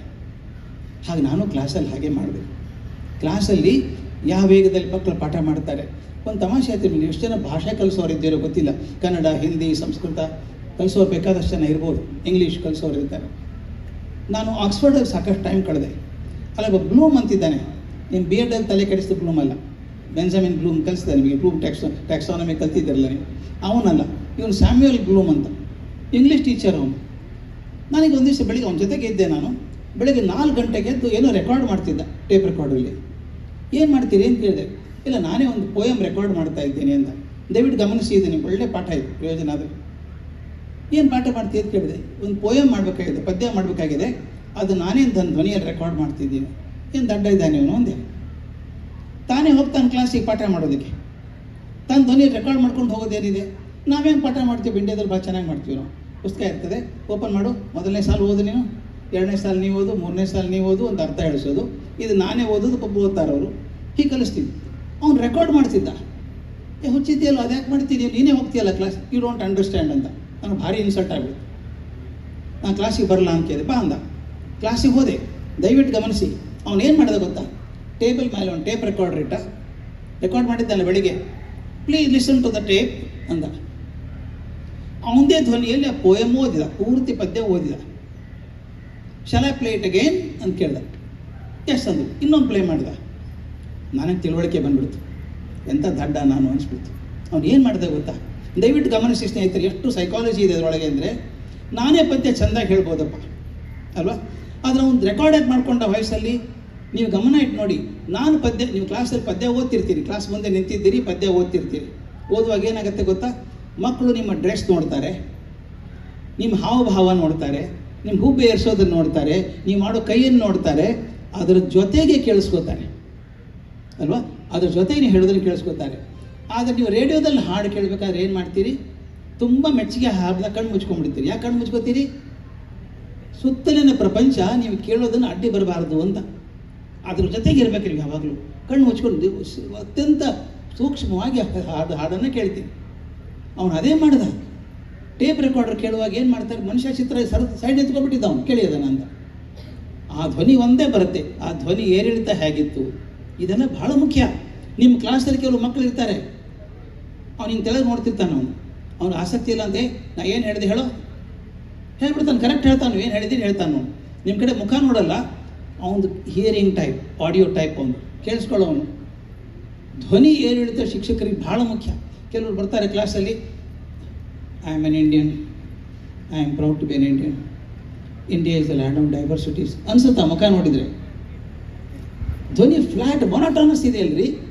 ಹೆಂಗೆ ಕೂತಾರೆ ಕ್ಲಾಸಲ್ಲಿ ಮಕ್ಕಳು? ಆ ಧ್ವನಿ ಏರಿಳಿತಾ ಇರಬೇಕು. ಒಂದು ತಮಾಷೆ ಹೇಳ್ಬಿಡ್ತೀನಿ, ಎಲ್ಲರೂ ಮದುವೆ ಆದರು ಅಂತ ನಾನು ಮದುವೆ ಆದೆ. ಬೆಂಗಳೂರಿಗೆ ಹೋದೆ. ಒಂದು ದೊಡ್ಡ ಸಂಸ್ಥೆ, ವಿದ್ಯಾವರ್ಧಕ ಸಂಘ ಅಂತ ದೊಡ್ಡ ಸಂಸ್ಥೆ. ನಮ್ಮ ಸೆಕ್ರೆಟರಿ ಭಾಳ ಕಲ್ಚರ್ಡ್ ಮನುಷ್ಯ. ನನ್ನ ಮೇಲೆ ಕರುಣೆಯಿಂದಾನೋ ಸಹಾನುಭೂತಿಯಿಂದಾನೋ ಹುಡುಗ ಮದುವೆ ಆಗಿದ್ದಾನೆ ಅಂತ ಒಂದು ಸಮಾರಂಭ ಮಾಡಿದರು. ಮೇಲೆ ಕೂಡಿಸಿದ್ರು ನನ್ನ ಹೆಂಡ್ತಿನ, ಎಲ್ಲ ಟೀಚರ್ಸನ್ನು ಕರೆದ್ರು. ಒಂದು ಕಲ್ಚರಲ್ ಪ್ರೋಗ್ರಾಮ್ ಮಾಡಬೇಕು ಅಂಥೇಳಿ ಒಬ್ಬ ಕನ್ನಡ ಲೆಕ್ಚರರಿಗೆ ಒಂದು ಪದ್ಯ ಓದೋಕೆ ಹೇಳಿದರು. ಪಾಪಕ್ಕೆ ಓದಿಲ್ಲ ಅಂದ್ರೆ ತಪ್ಪು ಹೇಳ್ದಂಗೆ ಆಗುತ್ತೆ. ಖಂಡಿತ ಓದಿದ್ರು, ಹಿಡ್ಕೊಂಡು ಓದಿದರು. ಹೇಗೆ ಓದಿದರು? ಒಂದಿರಳು ಕನಸಿನಾಗ ಚಂದ, ನಮ್ಮೂರು ಚಂದವು ನಿಮ್ಮೂರು ಚಂದವು, ಎಂದೆನ್ನ ಕೇಳಲೇಕೆ ಎನ್ನರಸ ಸುಮ್ಮನಿರಿ ಎಂದರಾಕೆ. ಗೊತ್ತಾಯ್ತಲ್ಲ ಏನಂತ? KS ನರಸಿಂಹಸ್ವಾಮಿಯವರು ಬರೆದಂಥ ಹಾಡು. ಆಗ ನರಸಿಂಹಸ್ವಾಮಿಯವರು ಬದುಕಿದ್ರು. ನನ್ನ ಮೇಲೆ ತುಂಬ ಪ್ರೀತಿ.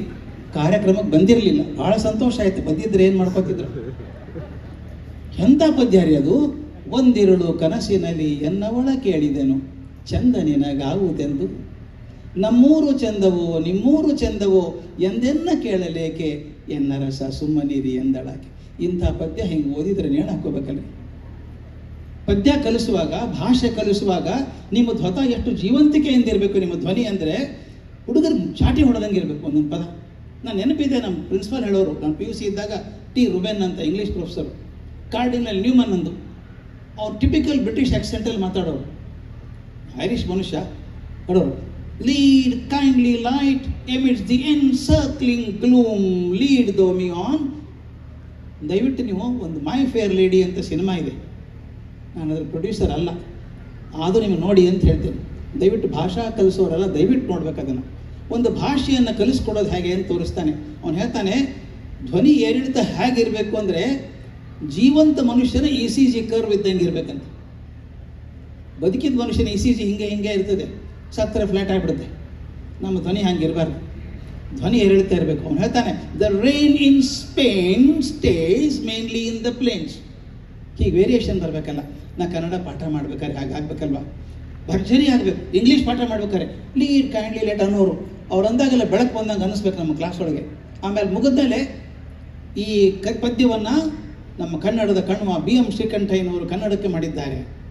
ಕರುಣಾಳು ಬಾ ಬೆಳಕೆ ಮುಸುಕಿದಿ ಮಬ್ಬಿನಲ್ಲಿ ಕೈ ಹಿಡಿದು ನಡೆಸೆನ್ನನು. ಅವ್ರು ಎಷ್ಟು ಚಂದವಾಗಿ ಹೇಳಿದರು ನನಗೆ ಅಂದರೆ ತಲೆಯಲ್ಲಿ ಕೂತ್ಬಿಟ್ಟಿತ್ತು. ಮುಂದೆ ಎಷ್ಟೋ ವರ್ಷ, 40-45 ವರ್ಷ ಆದ್ಮೇಲೆ ಪ್ರಜಾವಾಣಿಯವರು ನನಗೆ ನೀವು ಕಾಲಮ್ ಬರೀತೀರಾ ಅಂತ, ಹ್ಞೂ ಅಂದೆ. ಟೈಟ್ಲ್ ಏನು ಕೊಡ್ತೀರಿ ಸರ್ ಅಂದರು. I did not even think 5 seconds. I said ಕರುಣಾಳು ಬಾ ಬೆಳಕೆ. ಅಂದರೆ 50 ವರ್ಷದಿಂದ ಮೆಸ್ಟ್ ಹಾಕಿದಂಥ ಬೀಜ ಮನಸ್ಸಲ್ಲಿ ಹ್ಯಾಕೆ ಕೂತಿತ್ತು ಅಂತ. ದಯವಿಟ್ಟು ಅದನ್ನು ಮಾಡಿ. ಭಾಷೆ ಹೇಳಿದಾಗ ಕಿವಿಯಲ್ಲಿ ಗುಣಗಬೇಕದು, ಆ ಧ್ವನಿ ಗುಣಗಬೇಕು. ನನಗಿನ್ನೂ ವರದರಾಜ್ ಗಿರಿಗಳವ್ರ ಧ್ವನಿ ಗುಣಗುತ್ತೆ. ಅವ್ರು ಕುಮಾರವ್ಯಾಸ ಭಾರತ ಹೇಳ್ತಾ ಹೇಳ್ತಾ ಕಣ್ಣಲ್ಲಿ ನೀರು ಸುರಿಬೇಕು. ನಾವು ಅಂತಿದ್ವಿ, ದ್ರೌಪದಿ ಕಷ್ಟ ಯಾರಿಗಾದರೂ ಅರ್ಥ ಆಗಿದ್ದರೆ ಹುಯಿಲ್ಗೋಳ ಮಾಸ್ತರಿಗೆ ಮಾತ್ರ. ಆ ಸಂದರ್ಭ ಹಾಗೆ. ಧರ್ಮರಾಜ ದ್ಯೂತ ಆಡಿ ಸೋತಿದ್ದಾನೆ, ರಾಜ್ಯ ಸೋತ, ಎಲ್ಲ ಸೋತ. ದುಶ್ಯಾಸನ ಎಳ್ಕೊಂಬಂದ ದ್ರೌಪದಿನ. ಆಕೆ ಬಟ್ಟೆ ಎಳೀರಿ ಅಂತ ಹೇಳ್ದ. ನೋಡ್ತಾಳೆ, ಗಂಡಂದ್ರೆ ಏನೂ ಮಾಡಲ್ಲ, ಭೀಷ್ಮ ದ್ರೋಣರು ಏನೂ ಮಾಡಲ್ಲ. ಅಸಹಾಯಕಳಾದಂಥ ದ್ರೌಪದಿ ಕೃಷ್ಣನ ಕಡೆ ಮುಖ ಮಾಡಿ ಬೇಡ್ಕೊತಾಳೆ. 8 ಪದ್ಯ ಇತ್ತಪ್ಪ ನಮ್ಮ ಪಾಠಕ್ಕೆ. ಆ ಮೇಷ್ಟ್ರು ಪಾಠ ಮಾಡುವಾಗ ಅವ್ರೊಂದು ಪದ್ಧತಿ ಇತ್ತು, 3 ಸಾಲು ಬೆಂಚ್ ಇರ್ತಾವಲ್ಲ, ಅದು ಮಾತಾಡ್ಕೊಂಡು ಹೀಗೆ ಹೋಗೋರು ನಡುವೆ. ಪುಸ್ತಕ ಬೇಕಾಗಿಲ್ಲ, ಬಾಯಾಟಿತ್ತು ಅವರಿಗೆಲ್ಲ. ನಾವೆಲ್ಲ ರಡಾರ್ ಇದ್ದಂಗೆ, ಅವ್ರು ಎಲ್ಲೆಲ್ಲಿ ಹೋಗ್ತಾರೆ ಹಿಂಗೆ ನೋಡ್ತಾ ಇರೋದು ನಾವು. ಎಲ್ಲರೂ ಅಳ್ತಾ ಇದ್ವಿ ಕ್ಲಾಸಲ್ಲಿ, ಅಳೋದೇ ಎಲ್ಲರೂ. ಎಷ್ಟರ ಮಟ್ಟಿಗೆ ಅಂದರೆ ಹೊರಗೆ ಹೋದ ತಕ್ಷಣ ಬೇರೆ ಟೀಚರ್ ಕೇಳೋರು, ಹುಯಿಲ್ಗೋಳ ಕ್ಲಾಸ್ ಇತ್ತೇನ್ರೋ? ನಮ್ಮ ಕಣ್ಣು ನೋಡಿದ್ರೆ ಗೊತ್ತಾಗ್ತೈತೆ ಹುಯಿಲ್ಗೋಳ ಕ್ಲಾಸ್ ಇತ್ತು ಅಂತ. ಒಂದ್ಸಲ ನೆನಪಿದೆ ನನಗೆ, ಆ ಪದ್ಯ ಹೇಳ್ತಿದ್ದಾರೆ. ದ್ರೌಪದಿ ಹೇಳ್ತಾಳೆ, ಕೃಷ್ಣ 100 ಜನ ಸೇರಿದ ಗುಂಪಿನಲ್ಲಿ ಒಂದು ಹಾವು ಬಂದರೂ ಉಳ್ಕೊಂಡ್ಬಿಡುತ್ತೆ. 100 ಜನ ಸೇರಿದ್ದಾರೆ, ಒಂದು ಹಾವು ಬಂದರೂ ಉಳ್ಕೊಳ್ಳುತ್ತೆ. ಯಾಕಂದರೆ ಯಾವನು ಒಬ್ಬನಾದರೂ ಕರುಣೆ ಇರ್ತಾನೆ. ಹೊಡಿಬೇಡ ಬಿಟ್ಬಿಡ್ರಿ ಹಾವನ್ನ ಅಂತ ಹೇಳ್ತಾನೆ, ಬಿಟ್ಬಿಡ್ತಾನೆ. ಹಾವು ಬದುಕೊಂಡ್ಬಿಡುತ್ತೆ. 100 ಜನರೊಳಗೆ ಒಂದು ಮನುಷ್ಯ ಹಾವಿನ ಬಗ್ಗೆ ಕರುಣೆ ತೋರಿಸೋ ಮನುಷ್ಯ ಇರುವುದಾದರೆ ಇಂಥ ದೊಡ್ಡ ಸಭೆಯೊಳಗೆ ಒಂದು ಹೆಣ್ಣಿನ ಬಗ್ಗೆ ಕನಿಕರ ಇರುವಂಥ ಒಬ್ಬರು ಇಲ್ವಾ ಎಂದೊನಲಿದಳು ಲಲಿತಾಂಗಿ ಅಂತ ಅಗದಿ ಆರ್ತ ಧ್ವನಿಯಲ್ಲಿ ಹೇಳಿದ್ರು ಅವರು. ಎಲ್ಲರೂ ಅಳ್ತಾ ಇದ್ವಿ ನಾವು. ನಾನು ಮೂರನೇ ಬೆಂಚಲ್ಲಿ ಮೊದಲೇ ಜಾಗದಲ್ಲಿ ಕೂತಿದ್ದೆ. ದುಃಖ ತಡ್ಕೊಳ್ಳೋಕ್ಕಾಗಲಿಲ್ಲ ಅಂತ ಬಿಕ್ಕಿಬಿಟ್ಟೆ. ಬಿಕ್ಕಿದ ತಕ್ಷಣ ಈ ಕಡೆ ಎಲ್ಲ ನೋಡ್ತಾ ಇದ್ರಲ್ಲ ಮೇಷ್ಟ್ರು, ಟಕ್ ಅಂತ ತಿರುಗಿ ನನ್ನ ಕಣ್ಣು ನೋಡ್ಬಿಟ್ರು. ಆಗ ನನ್ನ ಮಂಜುಗಟ್ಟಿದ ಕಣ್ಣು ಅವ್ರ ಮಂಜುಗಟ್ಟಿದ ಕಣ್ಣು ಸಿಕ್ಕಾಕೊಂಡ್ಬಿಡ್ತು. ಬಿಡಿಸ್ಕೊಳ್ಳೋ ಸಾಧ್ಯ. ದಯವಿಟ್ಟು ನಾನು ಹೇಳ್ತೀನಿ ಕೇಳಿ, ಆ ಕ್ಷಣದಲ್ಲೇ ನಾನು ಕ್ಲಾಸ್ ರೂಮಲ್ಲಿ ಇರಲಿಲ್ಲ. ದೈಹಿಕವಾಗಿ ಕ್ಲಾಸ್ ರೂಮಲ್ಲೇ ಇದ್ದೆ, ಆದರೆ ಮಾನಸಿಕವಾಗಿ ನಾನು ಧೃತರಾಷ್ಟ್ರನ ದರ್ಬಾರಲ್ಲಿದ್ದೆ. ಭೀಷ್ಮ, ದ್ರೋಣ, ಅಶ್ವತ್ಥಾಮ, ಕೃಪಾಚಾರ್ಯ ಕೂತಿದ್ರಲ್ಲ, ನನಗೂ ಒಂದು ಜಾಗ ಇತ್ತು. ಅದಕ್ಕಿಂತ ಹೆಚ್ಚಂದರೆ ಅವ್ರು ಯಾರಿಗೂ ಕರಳು ಕರಗಿರಲಿಲ್ಲ. ನಾನು ಹೇಳ್ತಾ ಇದ್ದೆ, ಆ ತಾಯಿಯನ್ನು ಮುಟ್ಟಿದ್ರೆ ಸುಟ್ಟು ಹೋಗ್ತೀರೋ ನೀವು, ಮುಟ್ಟಬೇಡ, ಅದನ್ನು ಭಸ್ಮಾಗಿ ಹೋಗ್ತೀನಿ ನೀನು ಅಂತ ಹೇಳ್ತಿದ್ದೆ. ಟೈಮ್ ಆಯ್ತಲ್ಲ? ಓಕೆ, ಬಹಳ ಒಳ್ಳೆಯವರು, ಇನ್ನೂ ಟೈಮ್ ಇದೆ ಮಾಡಿ ಅಂತ ಹೇಳ್ತಾ ಇದ್ದಾರೆ. ಅವ್ರಿಗೆ ಗೊತ್ತು ಎಷ್ಟು ಟೈಮ್ ತೊಗೊಳ್ತೀವಿ ವಿಮಾನಕ್ಕೆ ಹೋಗೋದಕ್ಕೆ ಅಂತ. ಅವ್ರು ಹೇಳಿದಾಗ ನಾನು ಅನ್ಕೊಂಡು ಹೇಳಬೇಕು, ದುರ್ಯೋಧನ ಆ ತಾಯಿಯನ್ನು ಮುಟ್ಟಿದ್ರೆ ಭಸ್ಮಾಗಿ ಹೋಗ್ತೀವೋ ಅಂತ ಅನಿಸ್ತಿತ್ತು. ಯಾಕೆ ಹೇಳ್ತೀನಿ ಅಂದರೆ, ಒಂದು ಒಳ್ಳೆ ಮಾತು, ನಿಮ್ಮ ಒಳ್ಳೆ ಧ್ವನಿ ಏರಿಳಿತ, ಇದೆಲ್ಲವೂ ಮಕ್ಕಳನ್ನು ಇರೋ ವಾತಾವರಣದಿಂದ ಎತ್ತಿ ಅಲ್ಲಿ ಕರ್ಕೊಂಡು ಹೋಗ್ಬಿಡುತ್ತೆ. ದಯವಿಟ್ಟು ಅದನ್ನು ಮಾಡಿ. ನೆನೆಸ್ಕೋತೀನಿ ನಾನು, ಅದು ಪಾಠ ಮಾಡೋದು. ಇದನ್ನು ಮೂರನೇದು ಹೇಳಿದ್ನಲ್ಲ, ಮಕ್ಕಳು ವೇಗಕ್ಕೆ ಹೋಗಬೇಕು ಅಂತ ಹೇಳಿ. ಯಾವ ವೇಗಕ್ಕೆ ಹೋಗ್ತಾರೆ ಮಕ್ಕಳು ನೋಡ್ಕೊಳ್ಳಿ. ಕೆಲವು ಮಕ್ಕಳಿಗೆ ಗಣಿತ ಬರಲ್ಲ, ಚೆನ್ನಾಗಿ ಮಾಡಲಿಕ್ಕಿಲ್ಲ, ದಡ್ರು ಅಂತ ಬ್ರ್ಯಾಂಡ್ ಮಾಡಬೇಡಿ ಅವ್ರನ್ನ. ದಡ್ರಲ್ಲ ಅವರು. ಯಾವುದೇ ತಾಯಿಯನ್ನು ಕೇಳಿ ನೋಡಿ ಎಷ್ಟು ಚೆನ್ನಾಗಿ ಹೇಳ್ತಾಳಕ್ಕೆ, ನಮ್ಮ ಹುಡುಗ ದಡ್ಡ ಇಲ್ಲ ಸರ್, ಗಣಿತ ಬರಲ್ಲ ಅಷ್ಟೇ ಅವನಿಗೆ. ಎಷ್ಟು ಕರೆಕ್ಟ್ ಅನಾಲಿಸಿಸ್ ಅದು. ಗಣಿತ ಬಂದರೆ ಬುದ್ಧಿವಂತರು ಅಂತೇನಿಲ್ಲ. ಒಂದು ಘಟನೆ ಹೇಳ್ತೀನಿ, ಯಾರು ಕೇಳಿರ್ಲಿಕ್ಕಿಲ್ಲ, ಘಟನೆ ಹೇಳ್ತೀನಿ. ನನಗೊಂದು ಬುದ್ಧಿ ಬಂದದ್ದು. ದಡ್ಡತನ ಅಂದರೆ ಏನು ಅಂತ ಒಂದು ಆರ್ಟಿಕಲ್ ಬರೆದೆ ನಾನು, ದಡ್ಡತನ ಅಂದರೆ ಏನು ಅಂತ. ನಾನು ಅದೇ ಅಂತಾರಾಷ್ಟ್ರೀಯ ಶಾಲೆಯಲ್ಲಿ ಪ್ರಿನ್ಸಿಪಾಲ್ ಇದ್ದಾಗ ಒಂದು ದಿವಸ ಒಂದು ಅಡ್ಮಿಷನ್ಗೆ ಬಂದರು. ಎಲ್ಲ ಆಫೀಸರ್ಸ್ ಮಾಡ್ತಾರೆ, ಕೊನೆಗೆ ನನ್ನ ಕಡೆ ಬರುತ್ತೆ ಅದು. ಅಪ್ಪ ಅಮ್ಮ ಹುಡುಗಿ ಬಂದರು, ಬಾಂಬೆಯಿಂದ ಬಂದಿದ್ದೀವಿ ಅಂತ ಹೇಳಿದರು. ಆ ಹುಡುಗಿ 6ನೇ ಕ್ಲಾಸಿಗೆ ಅಡ್ಮಿಷನ್ ಮಾಡಿದ್ದಾರೆ. ಎತ್ತರದ ಹುಡುಗಿ, ವಯಸ್ಸಿಗಿಂತ ಎತ್ತರ ಅನಿಸ್ತಿದೆ, ನೋಡೋಕೆ ಭಾಳ ಚಂದ ಹುಡುಗಿ. ಅಪ್ಪ ಅಮ್ಮಕ್ಕೂ ಮಗು ನೋಡು ಕೂತಿದೆ. ನಿನ್ನ ಹೆಸರೇನಮ್ಮ ಅಂತ ಕೇಳಿದೆ. ಏನೋ ಹೇಳಿದ್ದಕ್ಕೆ ನನಗೆ ಗೊತ್ತೇ ಆಗಲಿಲ್ಲ. ಇನ್ನೊಮ್ಮೆ ಹೇಳು ಅಂದೆ, ಮತ್ತೂ ಗೊತ್ತಾಗಲಿಲ್ಲ. ಇನ್ನು ನನ್ನ ಕಿವಿ ಹೋಗೇ ಗೊತ್ತಾಗ್ತಾ ಇಲ್ಲ. ಏನಂತಕ್ಕೆ ಅಂತ ಕೇಳಿದ ಅಮ್ಮನ. ಅಮ್ಮ ಏನೋ ಕಣ್ಣು ಸನ್ನೆ ಮಾಡಿದರು ಗಂಡನಿಗೆ. ಗಂಡ ಹುಡುಗಿನ ಕರ್ಕೊಂಡು ಹೊರಗೆ ಹೋದ. ದೇವ್ರ ಮನೆಯವರು ಎಕ್ಸಾಂಪಲ್ ಬರೀಬೋದು, ಇದನ್ನು ಅಷ್ಟು ಚೆನ್ನಾಗಿದೆ ಇದು. ಅಪ್ಪ ಮಗಳು ಕರ್ಕೊಂಡು ಹೊರಗಡೆ ಹೋಗ್ಬಿಟ್ಟ. ಏನು ವಿಚಿತ್ರ ಇದು, ನಾ ಕೇಳಿದ್ದೇನೋ ಹುಡುಗಿ ಏನು ಹೇಳ್ತಾಳೆ ಗೊತ್ತಾಗಲಿಲ್ಲ ಅಂದರೆ ಹೊರಗೆ ಕಳಿಸ್ಬಿಟ್ಲಲ್ಲ. ಅಮ್ಮ ಅಳೋಕೆ ಶುರು ಮಾಡಿದ್ದೆ. ಏನಾಯಿತು ಅಂತ ಕೇಳಿದೆ. ಸರ್, ನಾವು ದೊಡ್ಡ ಬಿಸ್ನೆಸ್ ಫ್ಯಾಮಿಲಿ ನಮ್ಮದು. ಈ ಮಗು ಹುಟ್ಟುವಾಗ ಕಾಂಪ್ಲಿಕೇಶನ್ಸ್ ಇತ್ತು, ಫೋರ್ಸೆಪ್ ಡೆಲಿವರಿ ಮಾಡಿದ್ರು. ಏನು ಪೆಟ್ಟಾಯ್ತೋ ಗೊತ್ತಿಲ್ಲ. ಎಲ್ಲ ಮೈಲ್ಸ್ಟೋನ್ ನಿಧಾನ ಇದೆ. ಎಲ್ಲ ಮಕ್ಕಳು 1 ವರ್ಷಕ್ಕೆ ನಡೆಯೋಕ್ಕೆ ಶುರು ಮಾಡಿದರೆ, ಈ ಹುಡುಗಿ 3 ವರ್ಷಕ್ಕೆ ಅಂಬೆಗಾಲಿಡೋಕ್ಕೆ ಶುರು ಮಾಡಿದ್ಲು. ಮಾತೇ ಬರಲಿಲ್ಲ. ಹಾಗೆ ನಡ್ಕೊಂಡೋಯ್ತು. 4 ವರ್ಷಕ್ಕೆ ನಿಧಾನ ನಡೆಯೋಕ್ಕೆ ಶುರು ಮಾಡಿದ್ಲು. ನಮ್ಮದೇ ಪರಿಚಯದವ್ರದ್ದು ಒಂದು ಶಾಲೆ ಅಂತ ಅಲ್ಲಿ ಹಾಕಿದ್ವಿ. ಅವರು ಫೇಲ್ ಮಾಡಲಾರ್ದೆ ಮುಂದೆ ಹಾಕೋದು ಬಂದುಬಿಟ್ರು. ಈಗ 5ನೇ ಕ್ಲಾಸ್ ಮುಗೀತು. ಎಲ್ಲರೂ ಆಕಿನ ಬುದ್ಧಿಮಾಂದ್ಯ ಹುಡುಗಿ ಅಂತಿದ್ದಾರೆ. ನೋಡೋಕ್ಕಾಗಲ್ಲ ಸರ್, ನಿಮ್ಮ ಬಗ್ಗೆ ತುಂಬ ಕೇಳಿದ್ದೀವಿ ನಾವು. ಅವು ಇವತ್ತಿಂದ ನಿಮ್ಮ ಮಗಳು ಸರ್, ನಿಮ್ಮ ಹುಡಿಯಲ್ಲಿ ಹಾಕಿದ್ದೀವಿ ಅಂದರು. ಆಯ್ತಮ್ಮ, ಹುಡಿ ಹಾಕೋತೀನಿ ಏನು ತೊಂದರೆ ಇಲ್ಲ ಅಂತ ಹೇಳಿದೆ, ಕಳಿಸಿದೆ. ಆ ಹುಡುಗಿ ಬಗ್ಗೆ ನನಗೆ ಕರುಣೆ ಇತ್ತು. ನೋಡಿದರೆ ದಿನ ವಾಕಿಂಗ್ ಹೋಗಬೇಕು. ಇನ್ನೊಬ್ಬ ಹುಡುಗ ಇದ್ದ, ಪಂಡರಪುರ ಹುಡುಗ, ಅವನು ಪ್ಯಾರಲಿಸಿಸ್, ಹಾಫ್ ಪ್ಯಾರಲಿಸ್ ಹುಡುಗ. ಅವರಿಬ್ಬರು ನನ್ನ ಜೊತೆಗೆ, ಉಳಿದೆಲ್ಲ ಹುಡುಗರು ಬೇರೆ PT ಟೀಚರ್ ಜೊತೆ ವಾಕಿಂಗ್ ಹೋದರೆ ನಾನು ಇವರಿಬ್ಬರ ಜೊತೆಗೆ ಹೋಗೋದು. ಹುಡುಗರಿಗೆ ಯಾರಿಗೆ ಕೊರತೆ ಇದೆ ಅವ್ರಿಗೆ ಮಾಡಬೇಕಲ್ವಾ, ಮಾತಾಡ್ಕೊಂಡು ಹೋಗ್ತಿದ್ದೆ ಅವ್ರ ಹತ್ರ. ನನಗೆ ಅರ್ಥ ಆಯ್ತು, ಈ ಹುಡುಗಿ ಸೈನ್ಸು ಮ್ಯಾಥ್ಸು ಮಾಡೋಕ್ಕೆ ಸಾಧ್ಯ ಇಲ್ಲ ಅಂತ ಗೊತ್ತಾಯ್ತು. NIOS ಅಂತಿದೆ, national institute of open schooling. ಅಲ್ಲಿ ಹೋಗಿ ಹುಡುಗಿಗೆ ಏನು ಮಾಡ್ಬೋದು ಅಂದರು. ಹೋಮ್ ಸೈನ್ಸ್ ಕೊಡ್ತೀವಿ, ಇಂಟೀರಿಯರ್ ಡಿಸೈನ್ ಕೊಡ್ತೀವಿ ಅಂದರು. ಆ ಸಬ್ಜೆಕ್ಟ್ ತೊಗೊಂಡು ಆಕೆಗೆ ಸ್ಪೆಷಲ್ ಕ್ಲಾಸ್ ಮಾಡಿದೆ. 10th ಪಾಸಾಗಿ ಬಾಂಬೆಗೆ ಹೋಗಿ 10 ವರ್ಷ ತಪ್ಪೋಯ್ತು, ಅದು ಕಾಂಟ್ಯಾಕ್ಟ್ ತಪ್ಪೋಯ್ತು. ಒಂದು ದಿವಸ ಫೋನ್ ಬಂತು ನನಗೆ. ಆ ಹುಡುಗಿ ಅಮ್ಮ ಫೋನ್ ಮಾಡಿದ್ರು, ಸರ್ ಒಂದು ಒಳ್ಳೆ ಸುದ್ದಿ ಇದೆ, ಮಗಳು ಮದುವೆ ಗೊತ್ತಾಗಿದೆ, ನೀವು ಬರಬೇಕು ಮದುವೆಗೆ ಅಂತ. ಈಕೆ ಪಕ್ಕದಲ್ಲಿ ನಿಂತಿದ್ಲು ಅನಿಸುತ್ತೆ. ಫೋನ್ ಕಿತ್ಕೊಂಡ್ಲು ಅಮ್ಮನ ಕೈಯಿಂದ. ಸರ್, ನೀವು ಬರಬೇಕು ಅಂತ ರಿಕ್ವೆಸ್ಟ್ ಮಾಡ್ತಾ ಇಲ್ಲ ನಾನು, ನೀವು ಬರದೇ ಹೋದರೆ ನನ್ನ ಮದುವೆ ಆಗಲ್ಲ. ನೀವು ಮಗಳು ಅಂತ ಹೇಳಿದ್ದೀರಿ ನನಗೆ, ಅಪ್ಪ ಬರದೇ ಹೋದರೆ ಹೆಂಗೆ ಮದುವೆಗೆ? ಜೋರು ಮಾಡ್ತಾಳೆ ನನ್ನ ಮೇಲೆ. ಬರ್ತೀನಿ ಬಿಡಮ್ಮ ಅಂತಂದೆ. ಮದುವೆಗೆ ಹೋಗಿದ್ದೆ ನಾನು, ದೊಡ್ಡ ಮದುವೆ ಮುಗಿದ್ಮೇಲೆ ತನ್ನ ಗಂಡನ ಕರ್ಕೊಂಡು ನನ್ನ ರೂಮಿಗೆ ಬಂದು, ಅಪ್ಪ ಅಮ್ಮ ಗಂಡ ಕರ್ಕೊಂಡು ನನ್ನ ರೂಮಿಗೆ ಬಂದು, ನಿಮ್ಮ ಗಂಡ ಚಿತ್ರ ಬರ್ಬೇಕು ಸ್ನೇಹಿತರೆ. ಗಂಡನಿಗೆ ಪರಿಚಯ ಮಾಡ್ತಾಳೆ. You know he is my biological father. ನಮ್ಮ ಅಪ್ಪನ ತೋರಿಸಿ, he is my biological father, but my real father is sir. ನನ್ನ ಕಡೆ ಬೆಡ್ ಮಾಡಿ ರಿಯಲ್ ಫಾದರ್ ಅವರು ಅಂತ ನನ್ನ ಕಣ್ಣಲ್ಲಿ ನೀರು ಬಂದ್ಬಿಡ್ತು. ಕೊನೆ ಕೇಳಿದೆ, ಏನಮ್ಮ ಮಾಡ್ತೀವಿ, ಏನು ಮಾಡ್ತಾ ಇದ್ದೀಯ ನೀನು ಅಂತ ಕೇಳಿದೆ. ಆಕೆ ಹೇಳಿದ್ದು, ಮದುವೆ ಮಾಡಿಸ್ತೀನಿ ಸರ್ ಅಂತ. ಮದುವೆ ಮಾಡಿಸ್ತೀಯಾ? ನಿನ್ನ ಮದುವೆ ಈಗಾಯ್ತಲ್ಲೇ ಅಂದೆ. ನನ್ನ ಮದುವೆ ಈಗಾಯಿತು ಸರ್, ಕಳೆದ 6-7 ವರ್ಷದಿಂದ ಮದುವೆ ಮಾಡಿಸ್ತೀನಿ, ನಾನು ಇವೆಂಟ್ ಮ್ಯಾನೇಜ್ಮೆಂಟ್ ಮಾಡ್ತೀನಿ. ಮದುವೆ ಸಹ ಕರ್ಕೊಂಡು ಹೋದ್ಲು. ವರ್ಲಿ ಅಂತ ಏರಿಯಾ, ಒಂದೊಂದು ಇಂಚಿಗೆ ಎಷ್ಟೋ ಸಾವಿರ ಕಾಸ್ಟ್ ಇದೆ ಅಲ್ಲಿ ಬಾಡಿಗೆ ಅಂತ. ಅದರಲ್ಲಿ 6,000 ಸ್ಕ್ವೇರ್ ಫುಟ್ ಆಫೀಸ್ ಇದೆ ಆಕೆದು. ಅದರೊಳಗೆ ಒಂದು ರೂಮ್ ಮಾಡಿದ್ದಾಳೆ. ವಧು ಡ್ರೆಸ್ ಹೆಂಗಿರಬೇಕು, ಮದುವೆಗೆ ವಧುಗಳ ಡ್ರೆಸ್ ಹೆಂಗಿರಬೇಕು, ವರನ್ ಡ್ರೆಸ್ ಹೆಂಗಿರಬೇಕು, ಏನೇನು ಅಲಂಕಾರ ಮಾಡ್ತೀನಿ. ಆಕೆ ಹೇಳೋದು ನೋಡಿ ನನಗೆ ಎಷ್ಟು ಖುಷಿ ಆಯಿತು ಗೊತ್ತಾ. ಆಕೆ ಹೇಳ್ತಾಳೆ, sir on a given day I can get 500 girls in uniform to serve in the marriage. 500 ಜನ ಹುಡುಗಿಯರು ಬರ್ತಾರೆ ಮ್ಯಾರೇಜ್ ಅದೇ ಮಾಡೋದು ಅಂತ ಇವೆಂಟ್ ಮ್ಯಾನೇಜ್ಮೆಂಟ್ ಮಾಡ್ತೀನಿ. ಖುಷಿ ಆಯಿತು. ಅದು ದೊಡ್ಡ ಕಾಣಿಸ್ತೀನಿ. ನಡೆಸ್ತಾಳೆ, ಸಂಸ್ಥೆ ನಡೆಸ್ತಾಳಲ್ಲ. ನಾನು ಮಿಡಲ್ ಕ್ಲಾಸ್ ಮಾಸ್ತರು. ಆಕೆ ಪ್ರಶ್ನೆ ಕೇಳಿದೆ, ಹೌದಮ್ಮ ಮದುವೆ ಮಾಡಿದರೆ ಒಂದು ಮದುವೆ ಎಷ್ಟು ಮದುವೆ ಮಾಡ್ತೀವಿ ವರ್ಷಕ್ಕೆ ಅಂತ ಕೇಳಿದೆ. ವರ್ಷಕ್ಕೆ ಒಂದು 25 ಮದುವೆ ಮಾಡಿಸ್ತೀನಿ ಸರ್. ತುಂಬ ಪ್ರೆಷರ್ ಬರುತ್ತೆ, ಬಳಗದವ್ರು ಇರ್ತಾರೆ, ಬೇಡ ಅನ್ನೋಕ್ಕಾಗಲ್ಲ. ಒಂದ್ಸಲ 30-32 ಆಗುತ್ತೆ, 25 ಮಾತ್ರ ಗ್ಯಾರಂಟಿ ಮಾಡ್ತೀನಿ ಸರ್ ಅಂತ. ಮತ್ತೆ ಪ್ರಶ್ನೆ ಕೇಳ್ತೇನೆ, ನಮ್ಮೆಷ್ಟು ಅಷ್ಟೇ, ಒಂದು ಮದುವೆಗೆ ಎಷ್ಟು ಉಳಿತಿದ್ದೀನಿ ಖರ್ಚು ಎಲ್ಲ ಹೋಗಿ. ಆಕೆ ಜೀವನ ಹೆಂಗೆ ಮಾಡ್ತಾಳೆ ಅಂತ ಚಿಂತೆ ನನಗೆ. ಒಂದು ಮದುವೆಗೆ ಎಷ್ಟು ಉಳಿತದೆ ನನಗೆ ಅಂದೆ. ಆಕೆ ಹೇಳಿದ್ದು, ಒಂದು ಮದುವೆಗೆ 25 ಲಕ್ಷ ಉಳಿತದೆ ಸರ್ ಅಂತ. ನನ್ನ ಗುಣಾಕಾರ ಬರುತ್ತೆ. ಒಂದು ಮದುವೆಗೆ 25 ಲಕ್ಷ ಉಳಿಯೋದಿದ್ರೆ 25 ಮದುವೆಗೆ 6.25 ಕೋಟಿ ರೂಪಾಯಿ ಆಯಿತು. ಆ ಹುಡುಗಿ ವರ್ಷಕ್ಕೆ 6.25 ಕೋಟಿ ರೂಪಾಯಿ ಗಳಿಸ್ತಾಳೆ.